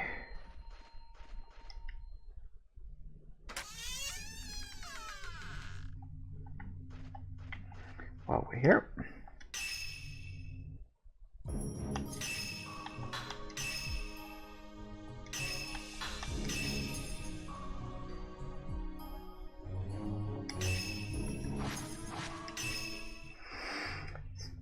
Feels very Corpse Party. I've never played that. I've heard of it, but truth be told, I don't really know a lot about it, so I can't really say. But I'll take your word for it. Now, I don't remember which shrines I do need to go looking for, but I'm pretty sure one of them is off in this direction. So let's go off in this direction.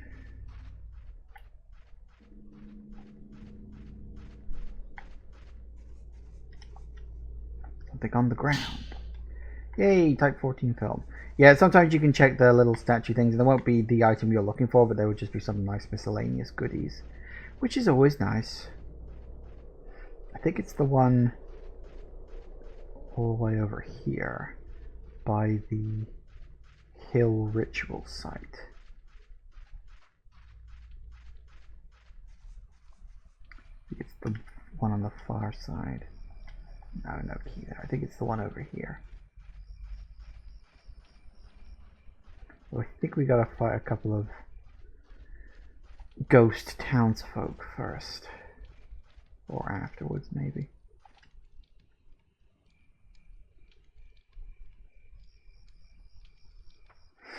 Guardian deity statues depicting twins stand here. Examination of the lower portion of the statue uncovers a small wooden block. Yay! Left. And there they are.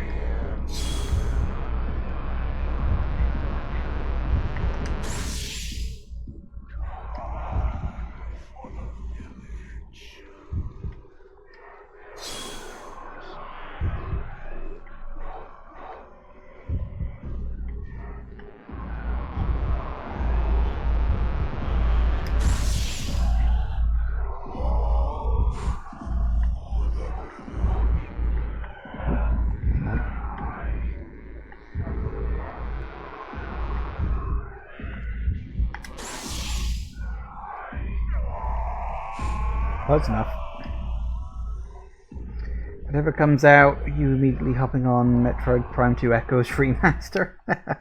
I don't know if we're going to get a Prime 2 Remaster. I'd like to say that we will, and it'll be just as good as Prime 1. The thing is, I've heard a lot of varying rumors flying around about whether or not we're getting remasters of Prime 1 and Prime 2 and 3, sorry. Because the Prime 1 remaster was brilliant. Like, I really, really liked it. Like, it maintained the essence of what made the first game perfect. And just, like, made it look nicer. You know, made the visuals pop more.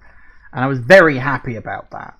And, you know, the rumors circulating about the Prime 2 and 3 remasters are, oh, you know, that they're doing them, but they're not going to be as, like, graphically impressive, which would be a shame. You know, they're just going to be basic upscales rather than, like, engine remakes in that regard.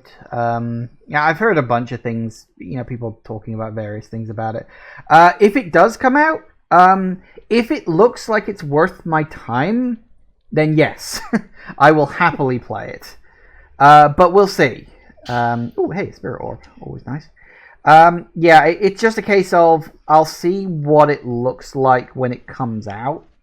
Because if it does end up just being just a basic upscaled version rather than a nice one with some nice shiny graphics on it, I probably will pass because I have already done Prime 1, 2, and 3, like the Wii trilogy version. I've already played those on stream once before, so it might feel a bit redundant. Which version do you think is more realistic? The original Prime or the remaster? Realistic? Neither. They're Metroid games. Realism is unimportant and immaterial in that series. It doesn't matter.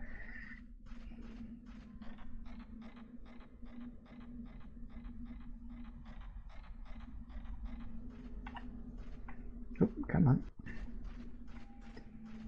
Alright. Specifically, I think this is just Love Cemetery. I think there's a couple of items we can nab, but aside from that, there's not too much else here. There's also a big tree. The roots of the giant tree, there is a hole that appears to lead to some sort of cave. But you can't go in there. Yet. Oh, you're referring to Samus's model design. Well, it's really weird because Samus has a model in 1, 2, and 3, but they're all different. And the remaster also had a different model. Samus's human character model has always been inconsistent. I mean, they've always tried to keep the general look of what she looks like the same, but it has changed from game to game. I do remember thinking the one in the remaster... Oh, hello. You guys just decided to show up, did you?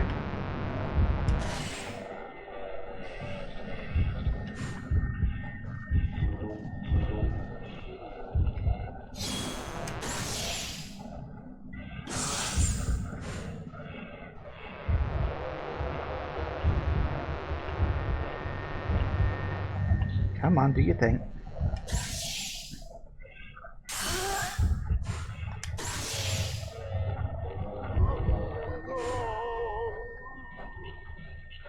I think I managed to get a fatal frame shot in there, so that was good.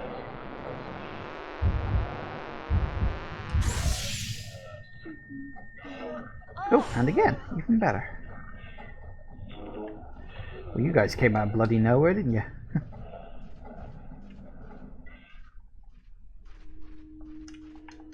There I was, talking about bloody Metroid, and bloody ghosts pop up. Hey, a glowing blue crystal, lovely. Now the spirit orb, you see, this is my point about how the spirit orbs are kind of useless. Because there's just so many of them that you end up with more spirit orbs than points to spend. And it's just all kind of why.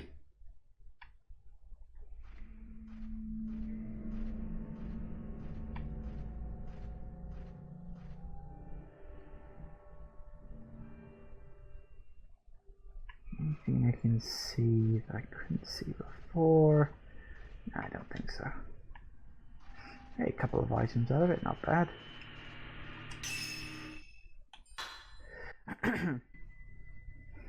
Yeah, name drop, yeah. I mean, I guess that's why they call it Fatal Frame in, you know, the US, but I still don't know why they couldn't call it Project Zero. I don't know. Most challenging part of Metroid was Dread Mode and Dread Rush. I never bothered with the whole one-hit kill thing in Dread. That is not my kind of gameplay.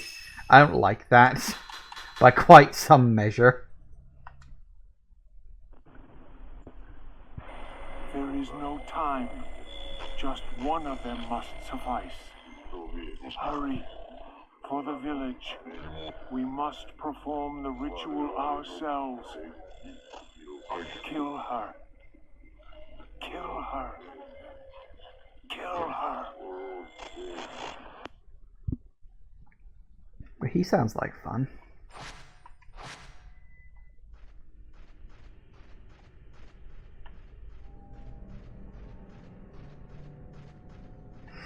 Okay, now we can head back to the village. Unfortunately, we do have to go the long way. We can't take the shortcut because it's not available yet. Where are we going? This way.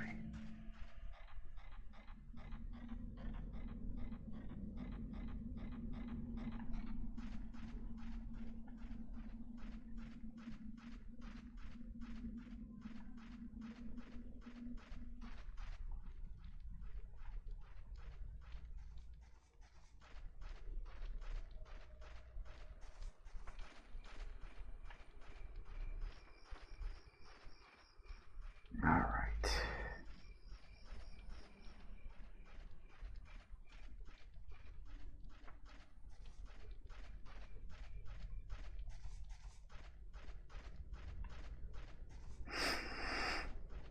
Interesting fact about Dread: in normal mode or hard mode you start with 15 missiles, but in rookie mode you start with 30. Yeah, I mean that makes sense. You know, I mean, in rookie mode, you know, you want to tweak the damage value so that you take less damage, give out more damage, but starting with more missiles is useful too.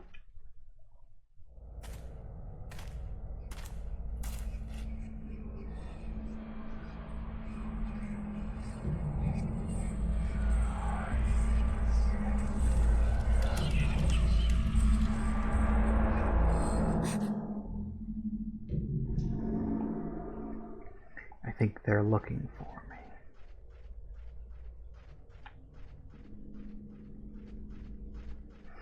Still waiting on Prime 4? Yep, aren't we all, dude? Aren't we all? Especially after Prime 1 kind of whetting our appetite like that.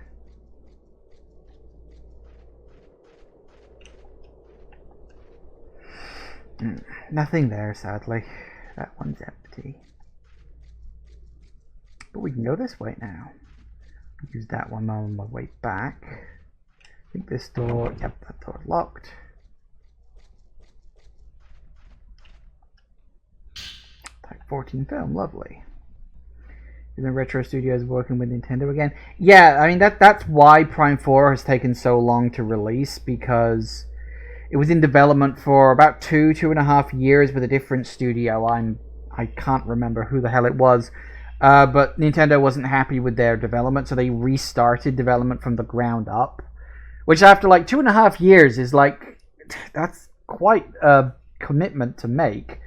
It's not the first time it's ever happened, of course. Development has started late, or restarted late in development on several games. I mean, look at Resident Evil 2.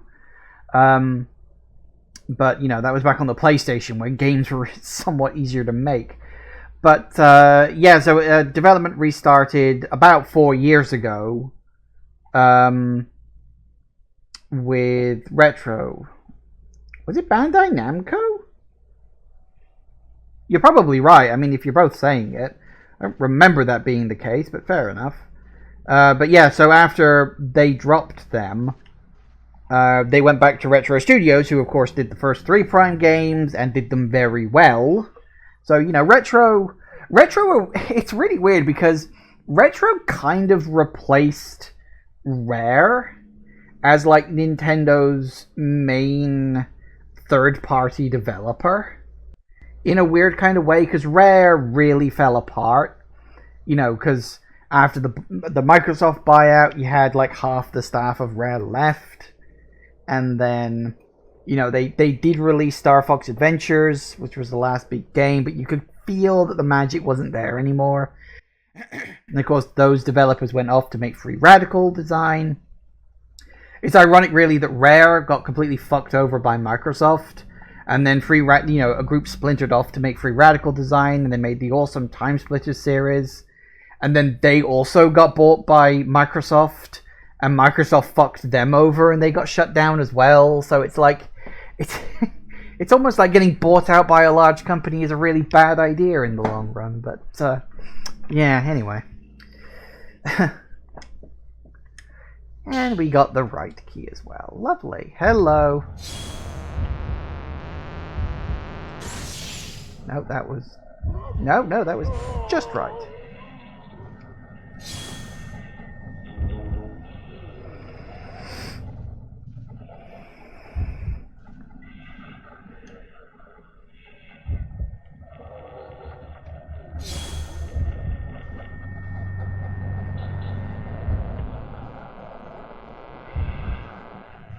That's right, just the one of you things.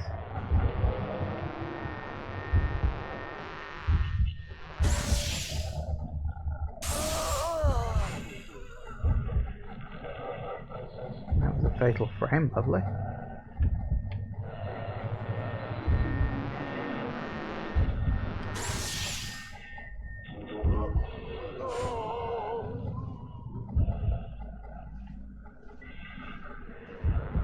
Hi, guy.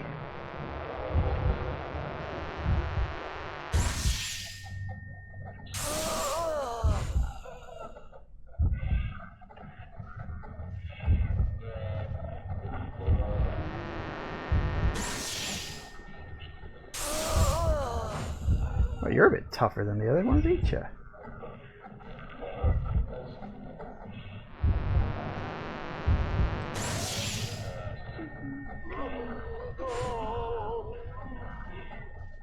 Good night. Nintendo's official YouTube channel executive producer said it wasn't their easiest decision. Well, I can imagine that. I mean, restarting development on a game after like 2 years, that is not an easy decision to make, because you're basically erasing all the time, energy, and indeed money that you've put into the project. So yeah, not an easy decision to make by any stretch.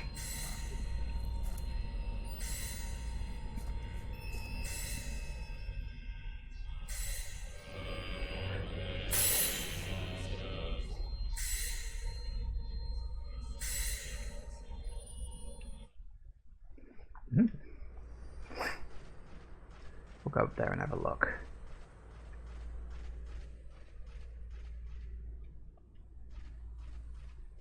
In a second, but as you can see, if you look very carefully, it's the other half of the tree.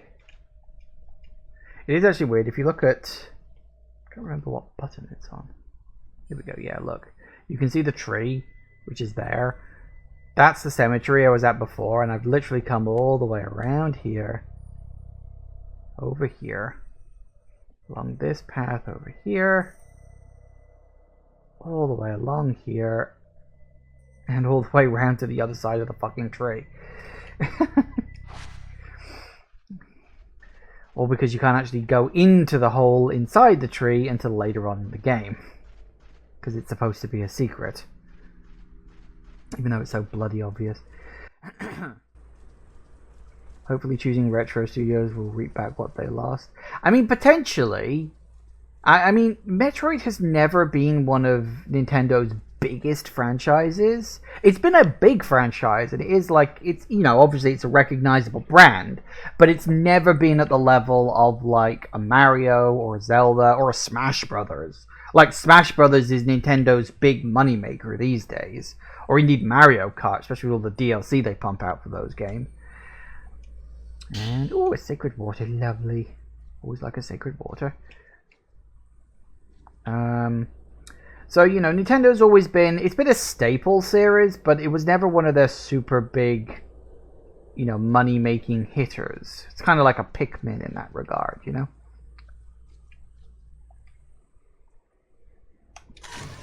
I see you there, peeking. Shrine Shadow.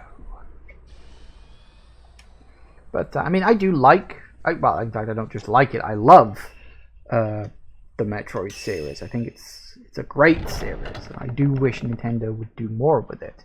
But then I could say that about a lot of their game series, because they do tend to leave an awful lot of their game franchises kind of languishing, you know, not doing anything with them. Hey, herbal medicine.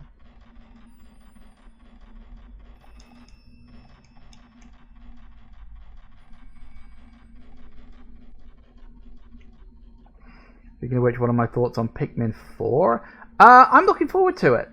I actually like the Pikmin franchise. It's not like my super favorite thing, but I do like it as a kind of a casual thing that I'll dip into every now and then. I do need to get around to finishing Pikmin 3 at some point.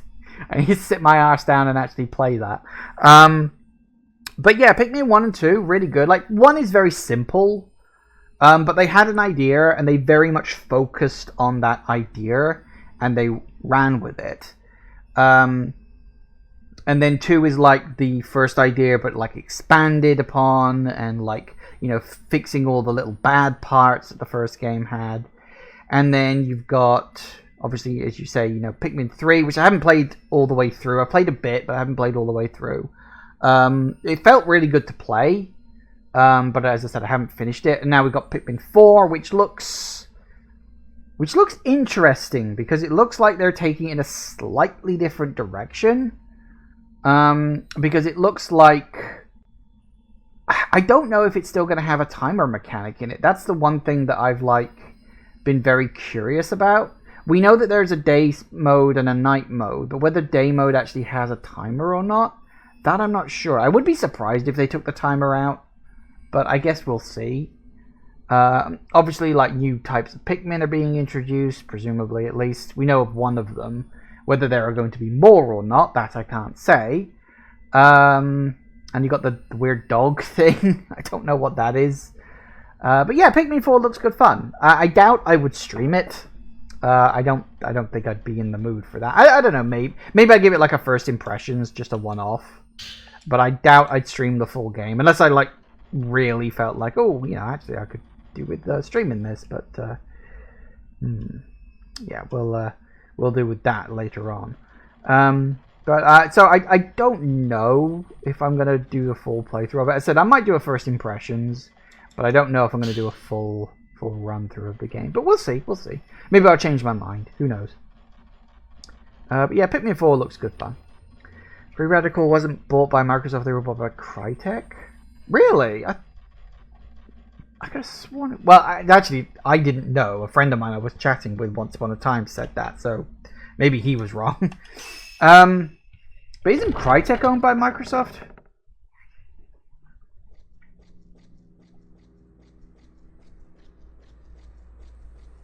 I'm misremembering that too. I can't remember who the hell is owned by who anymore. It's Crytek also screwed it. Well, yeah. Don't think there will ever be anything as good as another Metroid 2 remake. Yeah, AM2R was very, very good. Although I would say Dread was a really fucking good Metroid game. Might actually be the best. At least of the 2D games.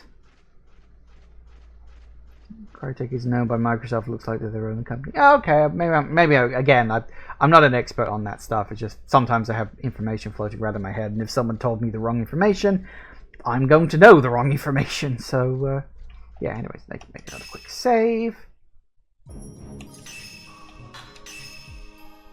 You're just looking at Wikipedia. I mean, yeah, Wikipedia is fine. Like 99% of the time, the information on there is correct. It does have a few mistakes, but they do try to have the information on Wikipedia be as accurate as possible. But anyway, it's 5 o'clock, so time for a quick break. Back in a minute, guys. And we are back. Okay. So, we got the 2 keys. That means we can go through the big door.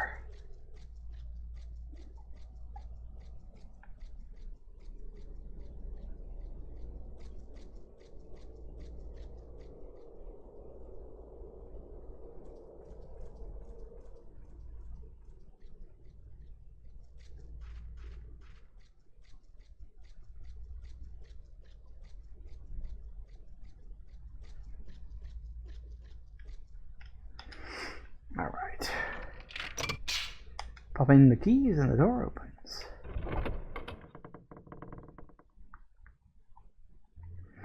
Okay, now I'm pretty sure this side or it might be the other side. Aha! Herb. Mercifully, I haven't had to use one yet, but that may be about to change.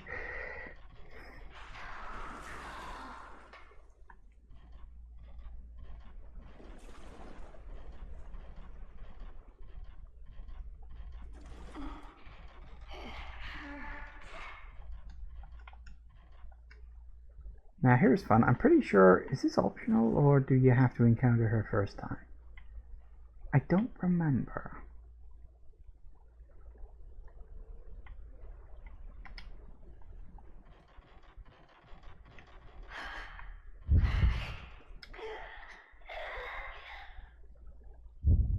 Yeah, it's technically optional, I think. Floating woman. But if you take her picture... Oh dear.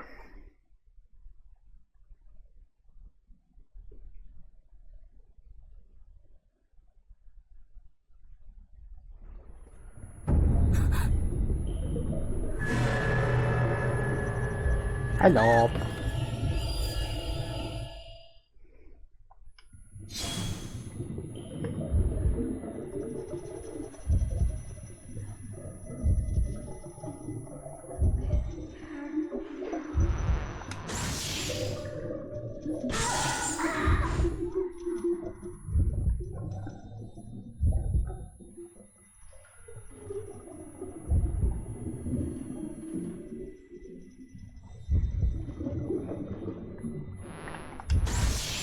Gotcha.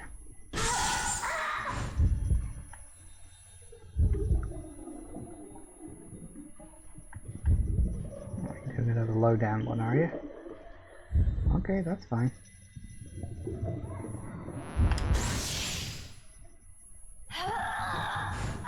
Gotcha.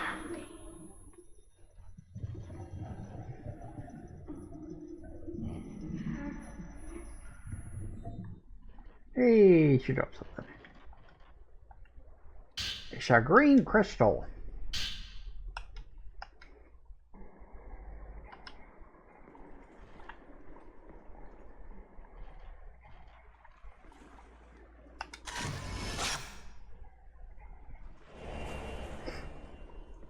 Drowned woman. Oh dear.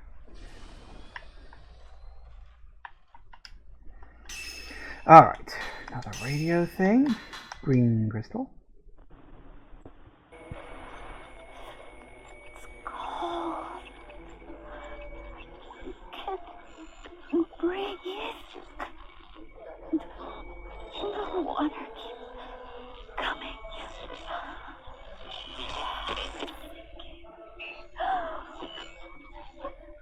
Dark.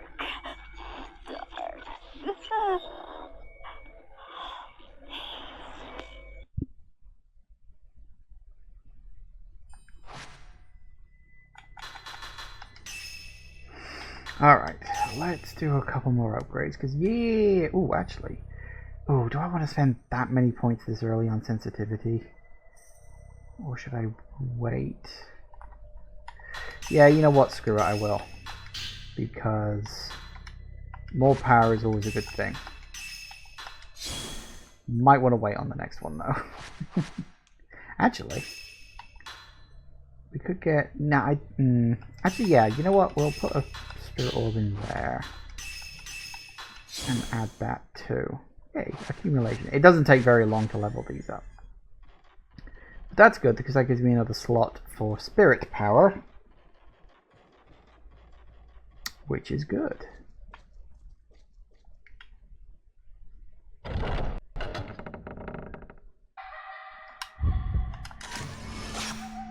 Bloody kimono. Hello. Be seeing a lot of you soon, won't we? Had a big arse house. And boy howdy is it big. But there's stuff over here too.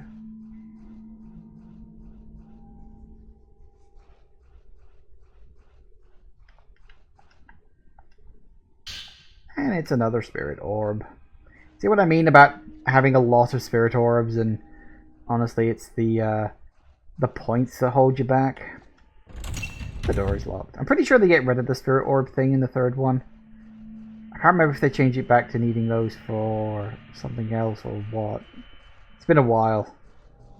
It's been a very long time. Anyway, always a good idea to make a save here, because once you go inside that building, there ain't no coming out for quite a while.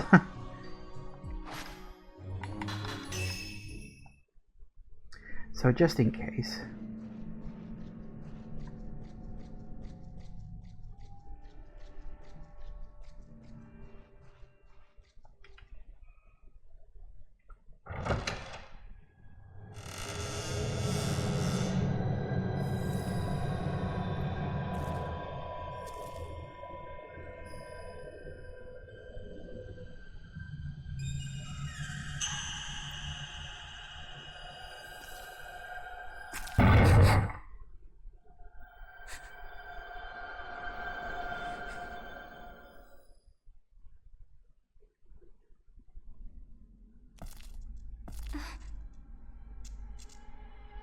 flashlight.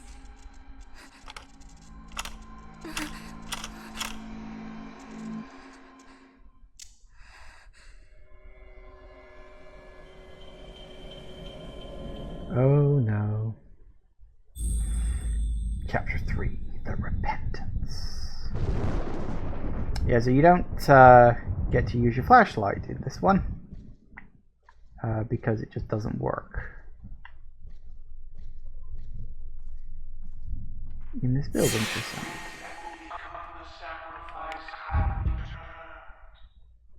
Where are you? I know you're supposed to be up, and I don't remember where. Ah, he's already gone. Never mind. I always miss that one because I can never remember where it is or where he pops up. So yeah, if this area is dark, it's meant to be dark because the flashlight just doesn't work here because we're close to the source of evil or something. I forget the exact reason. Butterfly design. Someone muttered the Kusabi is coming. Important word to remember. What will happen in Metroid now that Samus is a Metroid and there's no more Phazon? Well, I don't know what's going to happen in Metroid 6. Presumably there'll be some new threat that gets introduced somewhere along the lines. You know, there'll be something else for Samus to battle. Because, I mean, the whole point at the end of Metroid 3, of course, is that Metroids go extinct. So they then introduce the X-Parasite. So, you know, there is that. And, you know, Phazon seemingly being, quote, gone at the end of Prime 3. I think they're just going to bring it back. I could be wrong, but that's just what I think. Terrified.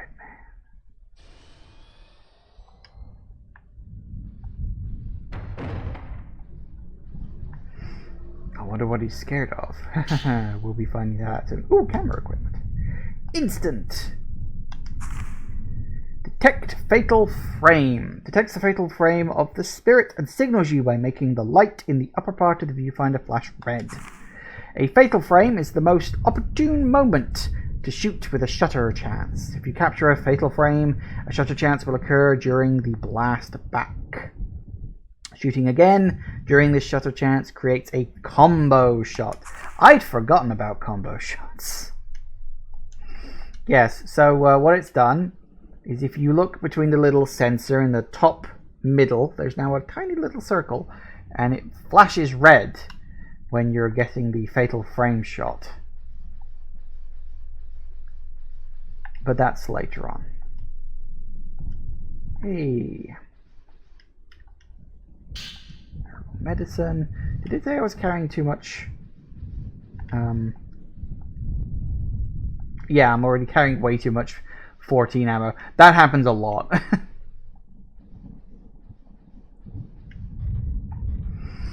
Like I said, the end of your Prime Remaster stream is that the Prime Trilogy is canon. Oh yeah, Prime Trilogy is canon. Of course it is. Because it happens between Metroid 1 and Metroid 2. And we're playing as Mayu again.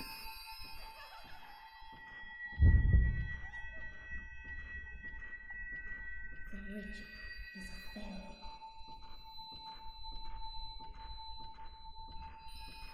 The repentance has begun.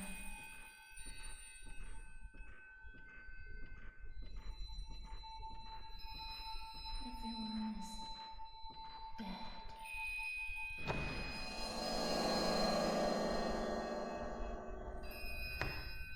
It's because we ran away.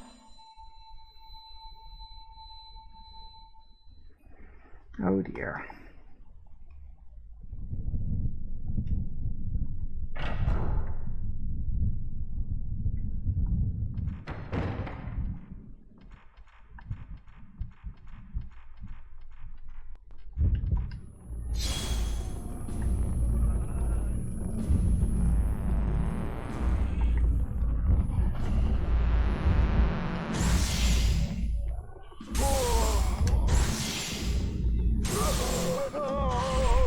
Damn it. Went too far back. Still, I got a double combo. That's always good. still over there? Yes, he is.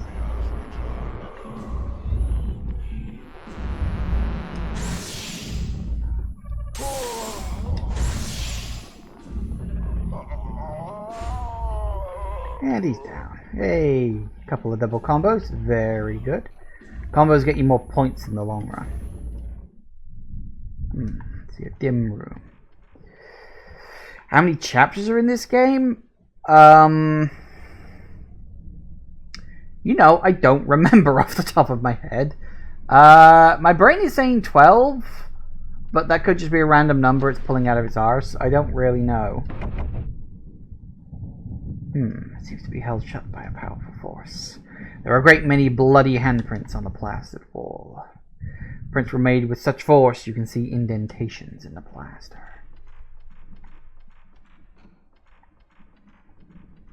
I don't specifically remember how many chapters there are in this game, though.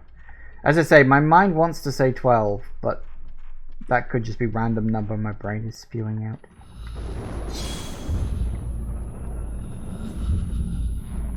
Again? Really?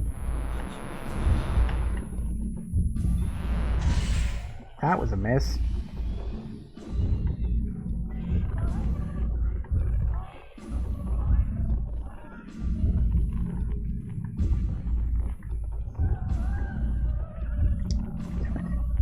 Where'd you go?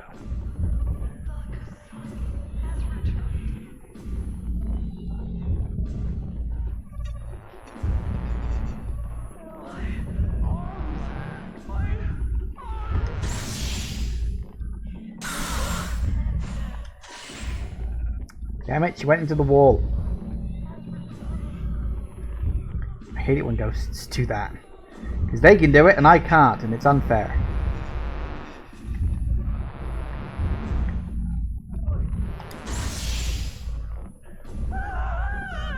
Good enough.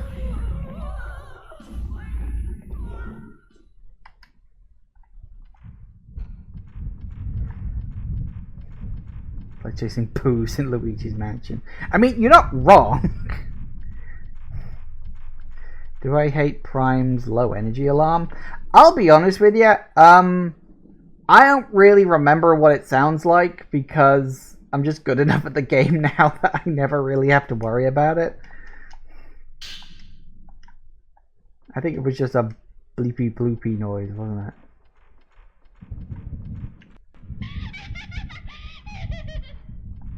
That's always a good sign.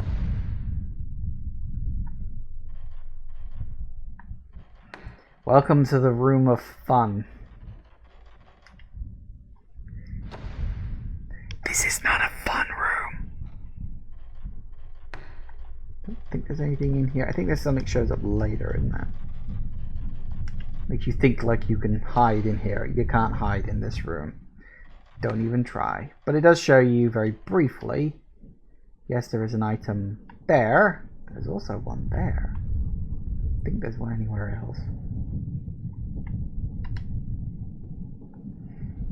This one I think is film. Oh no, sacred water. Something on the floor is shining. Fluorite.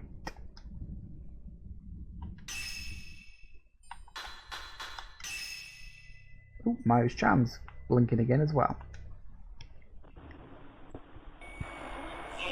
I have to get back. Ritual for the village. We were born for this purpose. Destiny.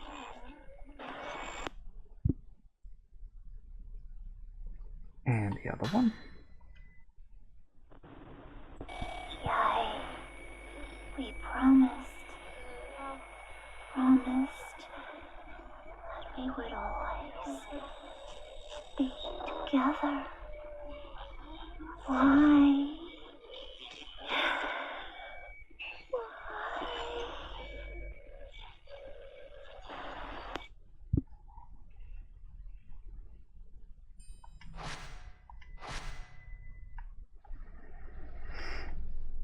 All right. Now things get creepy.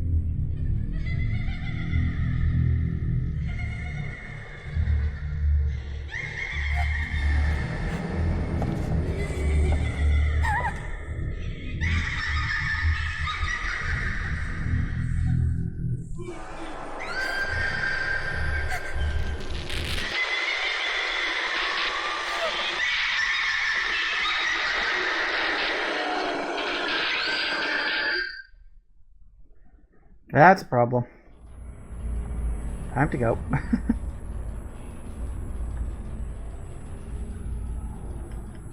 If memory serves, there is an item stashed away there, which is an ante film. Yeah, you can't kill that thing. That thing be bad. Time to go. Fortunately, I can't follow you out here.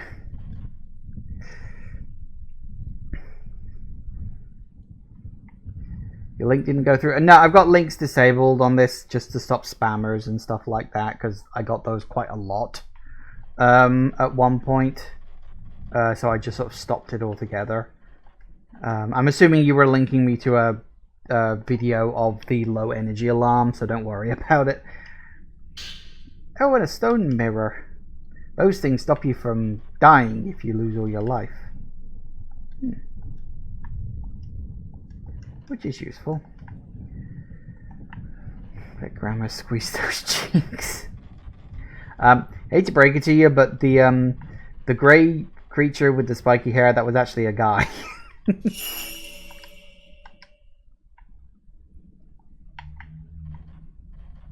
Damn it. Kaboom.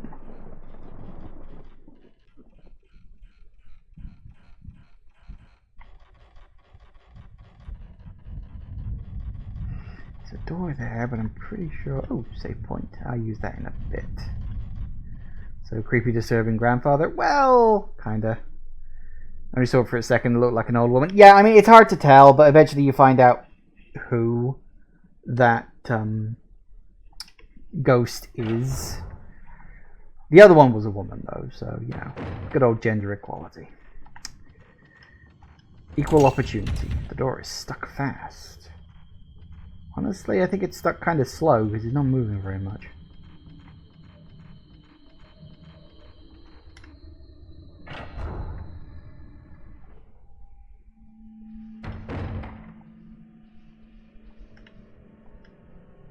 Hey, 61 type film, lovely.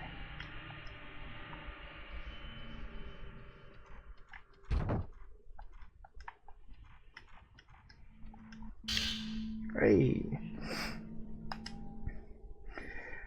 Folklorist note number 3. For several days, earthquakes have increased in frequency. At the same time, crimson butterflies are swarming, sometimes blocking out the sun.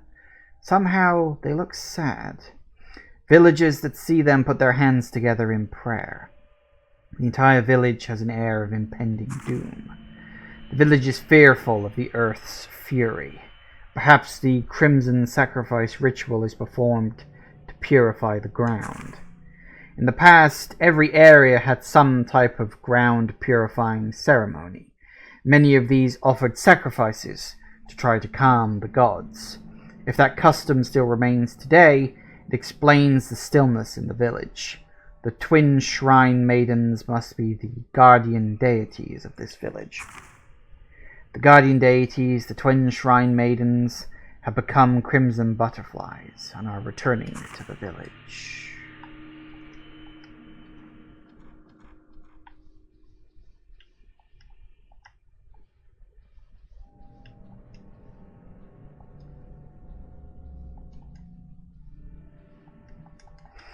Nope, nothing there. Just another door.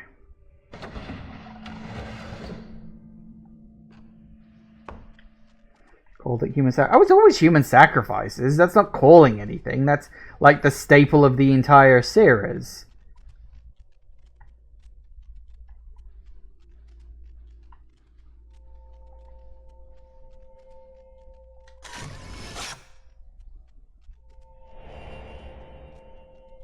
Right there.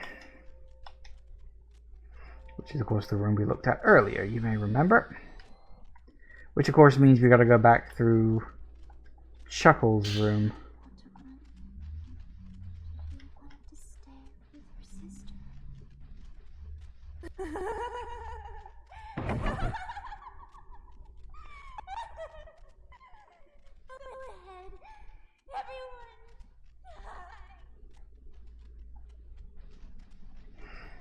Yeah, you can hear voices on the other side of the door. It's kind of quiet, though. It's sort of hard to hear properly. And another herbal medicine there. Lovely.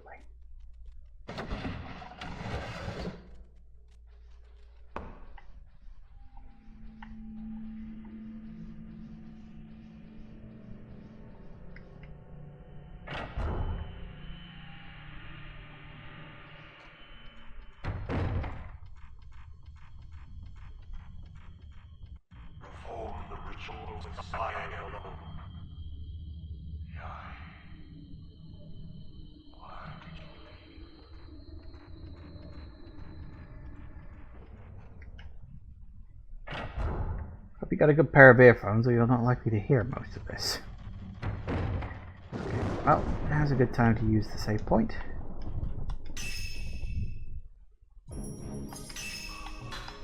We're about to make another run through that very dangerous room. If that thing in that room grabs you, it is a one-hit kill. Because of course it is. It's like Kyrie from the first game.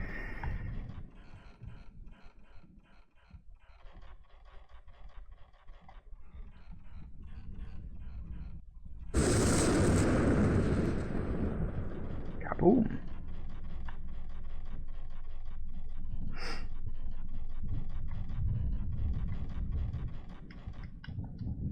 Yeah, my mind is telling me there's something there, but I don't think it's there yet. I think it shows up later.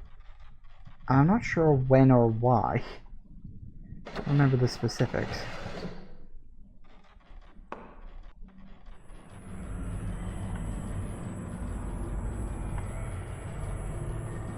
Go around the edge. It's the safest thing for you. And just hope that you can get out before he grabs you. Woo.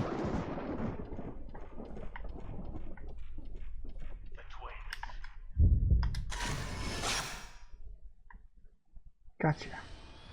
I think. Did I get him? Maybe not.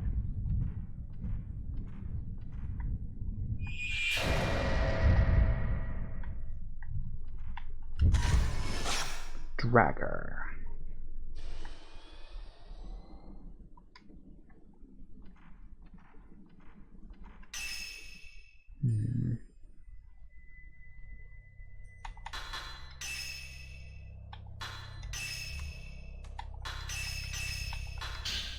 That. There we go. That makes the circle that little bit bigger. It's hard to notice when it's just one upgrade to the next upgrade to the next upgrade, but if you actually compare the pictures, they do actually get bigger.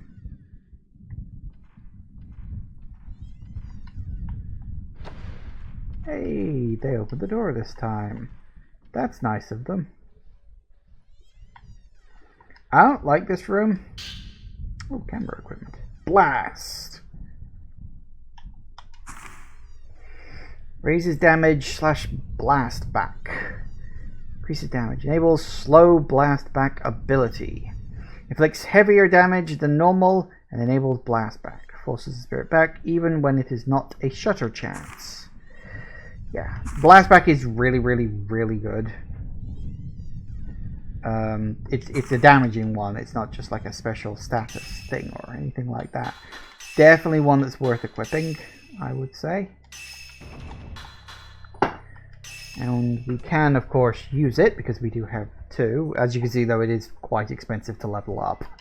We'll deal with that when we do. We'll focus on getting the basic stuff first. How much, 30. Yeah, we'll stick with the Type 15 for now. Your phone's energy is low. You might want to plug it in then. That's usually what happens. Is it possible to get everything to maximum? Yes, but usually it requires several playthroughs. It's hard to get that many points in one playthrough. And there are some special things that you can only get upon completing the game. Ooh. Oh, excuse me. So you can, it just takes a while. I don't like this room because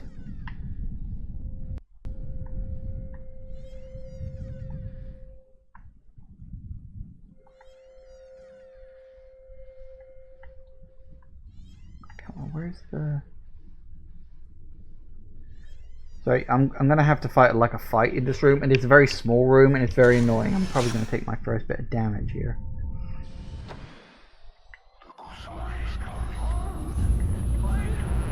Oh, hello.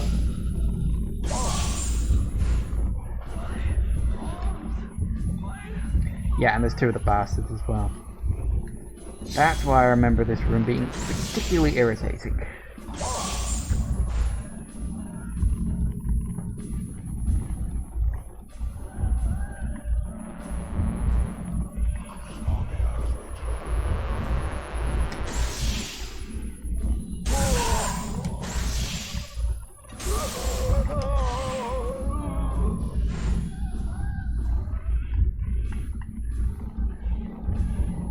Both of them, or was it only just... No, it was only the one. That's annoying.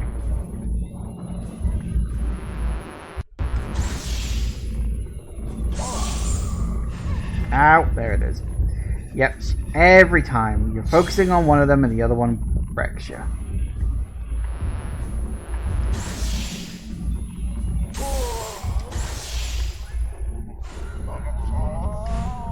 Okay, that's one down. Where'd the other one go? Ooh, there she is.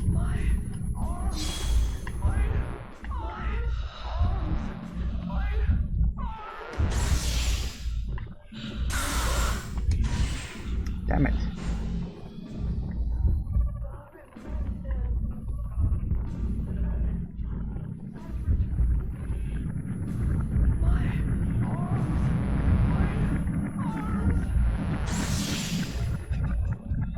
Gotcha.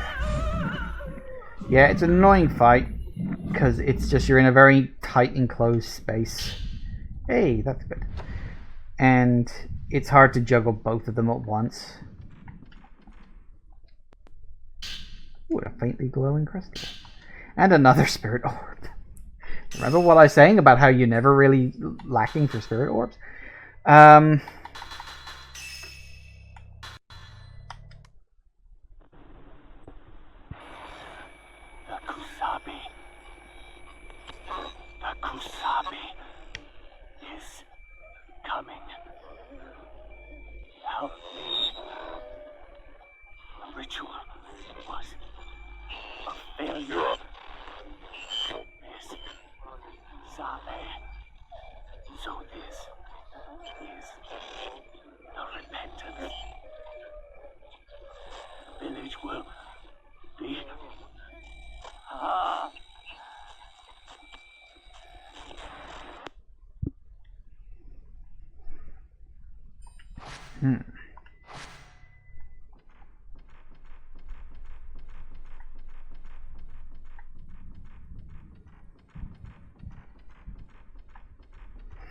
And we go back through the deadly room again.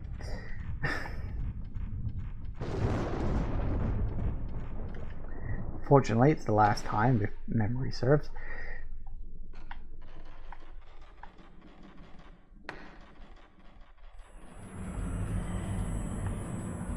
Just stick to the edges and you'll be fine. because he always spawns back in the middle.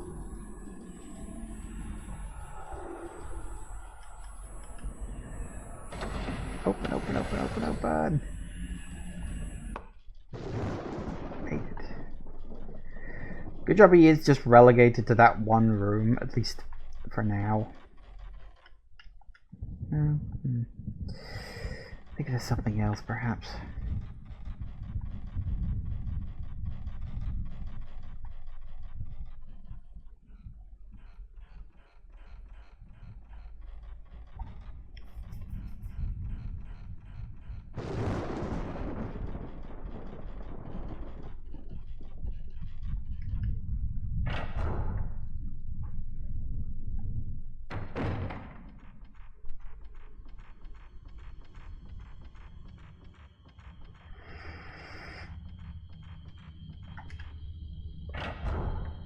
We got a puzzle to solve coming up in a minute. As in an actual puzzle. Did you find it, Suki?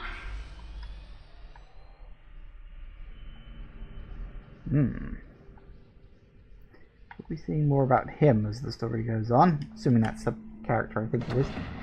I don't see any reason for it not to be.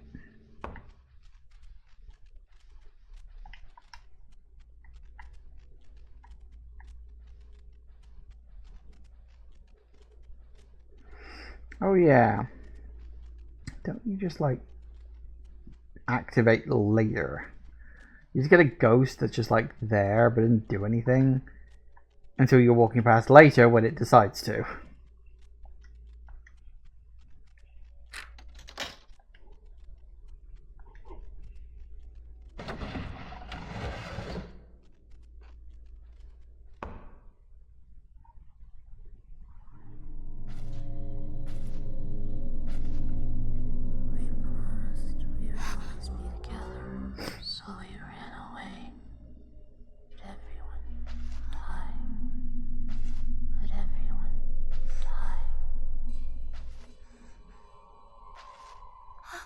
Mayu!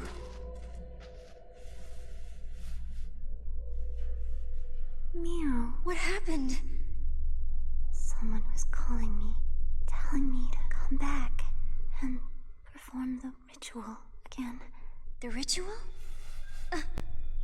Stay with me forever and ever. Mm-hmm. Of course, we promised. For now, let's get out of here. Chapter 4, Forbidden Ritual. Butterfly Diary number 1. Munakata and his teacher came to the village today. He said he was worried about Itsuki and came to help. But I can't tell outsiders about the village. Itsuki's locked up in the storehouse. I doubt that he'll be allowed to talk with an outsider. Yai. Mr. Makabe made a picture of us with his picture box. My face looks strange, but it was interesting to see. He's probably going to be the XX, because our cleansing isn't finished yet. Before that happens, we have to help him escape. If I can become one with you, Yai, I'll be happy. That's the only thing that matters to me. Sigh. Warped twins. One with a normal face and one with a not so normal face. There's something familiar about the smell here.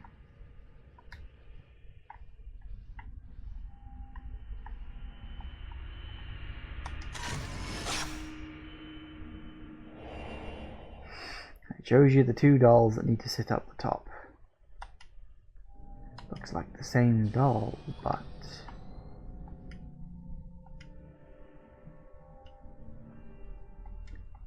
Oh wait, oh no, do we need to do the missing head? Oh, that's right, yeah, we gotta do the missing head thing first. I forgot about that.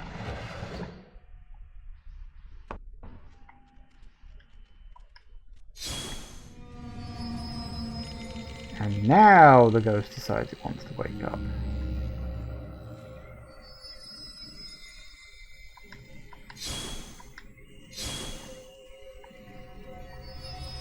Hello.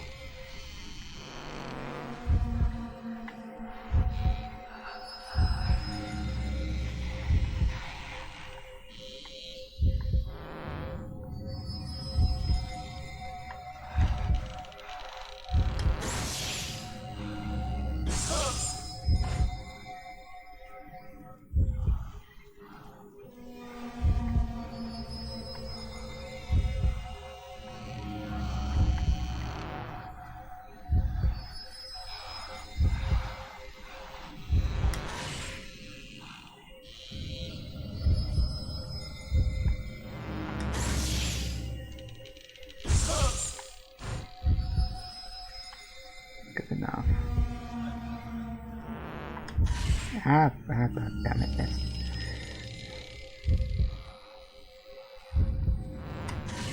Hey, you moved.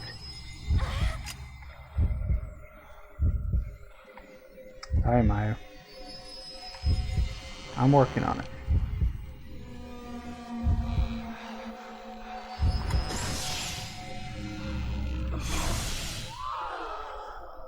Dead.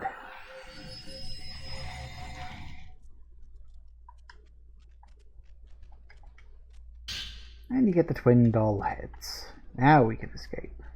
I can't remember. Does it give you a key or does it just unlock a door? I can't remember. Is it? Yeah, it must just give you a key or something. Well, we'll pick that up in a minute because we do need to deal with the twin doll thing. So let's get that out the way first.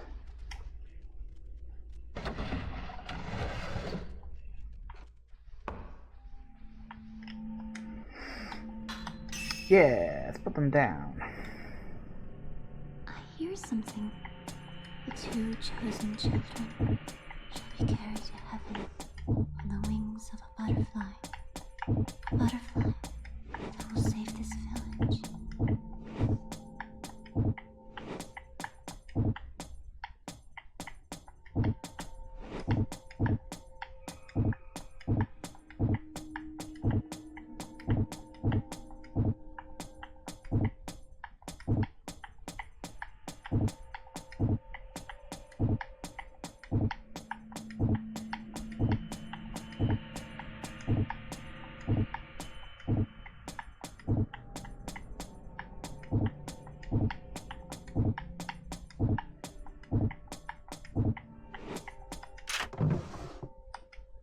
Much easier than the dull one in the first game. To this day, I still have no clue how you solve that. This one, at least, you know, it's just moving them around.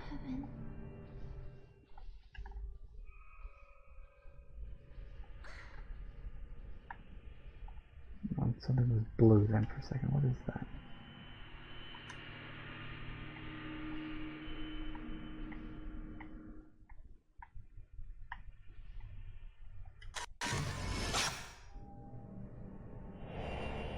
Ooh. Dull stand shadow. Ooh, neat. That reminds me too, actually.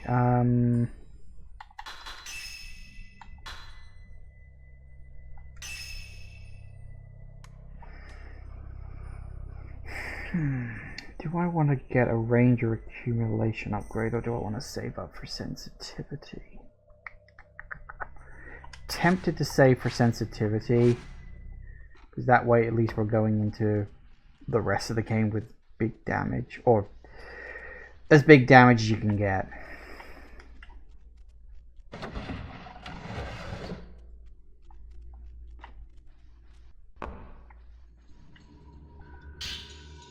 Kurosawa house map.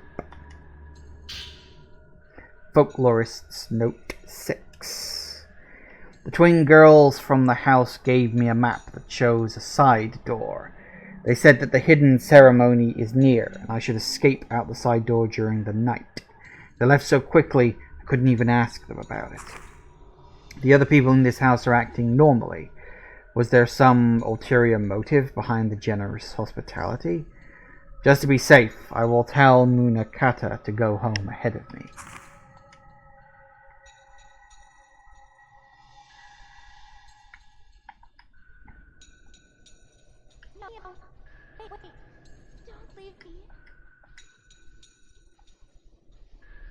It's weird when the audio problems pop up and when they don't. Hello, what's this?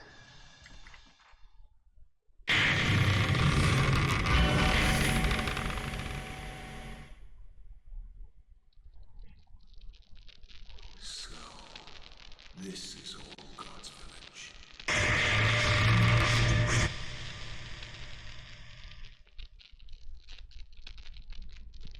The ritual that cannot be spoken about. And the place that mustn't be seen.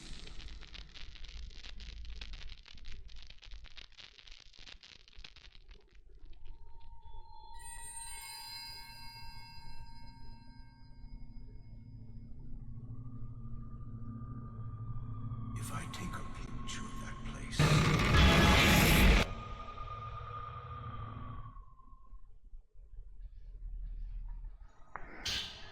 Folks always note 4. Ancient village records have been stored in the ceremony master's house. Many discuss the legends, folk tales, or rituals of the village. There are sure to be many records of folklore value. The forbidden ritual is also called the Crimson Sacrifice ritual. Twins are used to help seal the gate to hell. There are 2 parts. The visible ceremony, which occurs periodically, and if it fails, a hidden ceremony is performed. If all the ceremonies fail, the gates to hell will open, the dead will pour out, and the skies will go dark. They call this disaster the Repentance.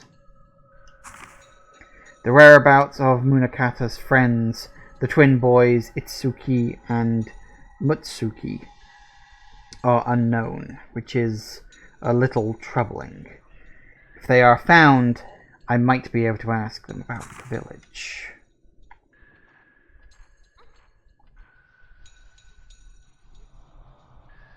Out the way. Come in there. You're always in the way, aren't you?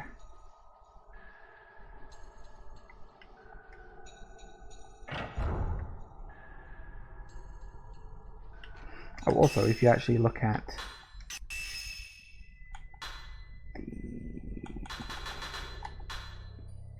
no, it's not there because it's a file?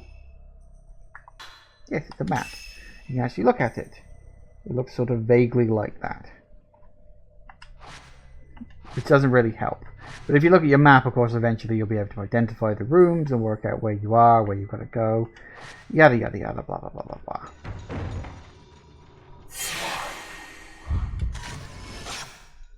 Because it's quicker than walking.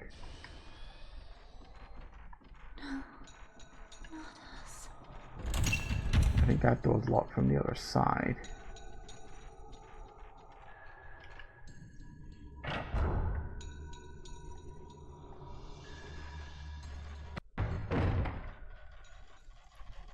It's cold. you are born for this purpose. Calling man. I was born for a lot of things.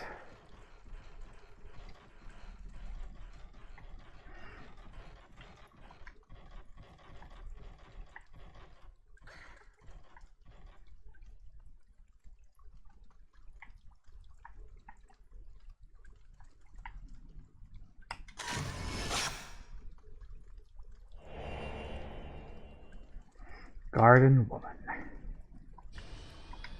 do like that they give them all names. Does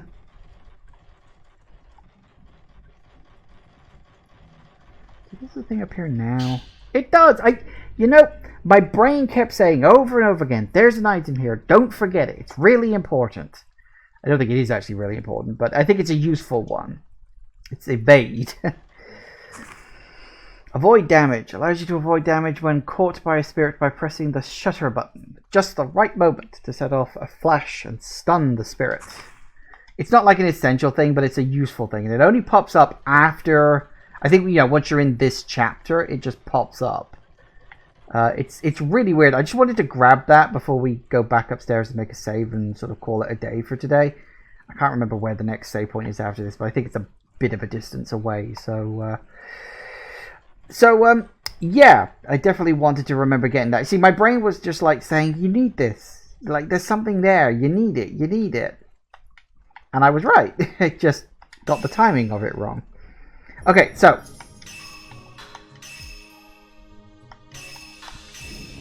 That is all for today. A couple of minutes early, but not too much of a problem. So yes, that is the start of Project 02. As I said, favorite game in the franchise, or at least of the ones that I have played. I can't speak for 4 or 5 yet, because I don't know. Yeah, so I love it. As I said, it's got some really good spooks. It's got great sodding atmosphere. And it's a little clunky around the edges, but I mean, that's just like PS2 era. You know, it's just that kind of game. Thank you all for watching, everybody. I do hope you have enjoyed this. Please remember to like, comment, and subscribe, and I will see you in the next video. Bye-bye.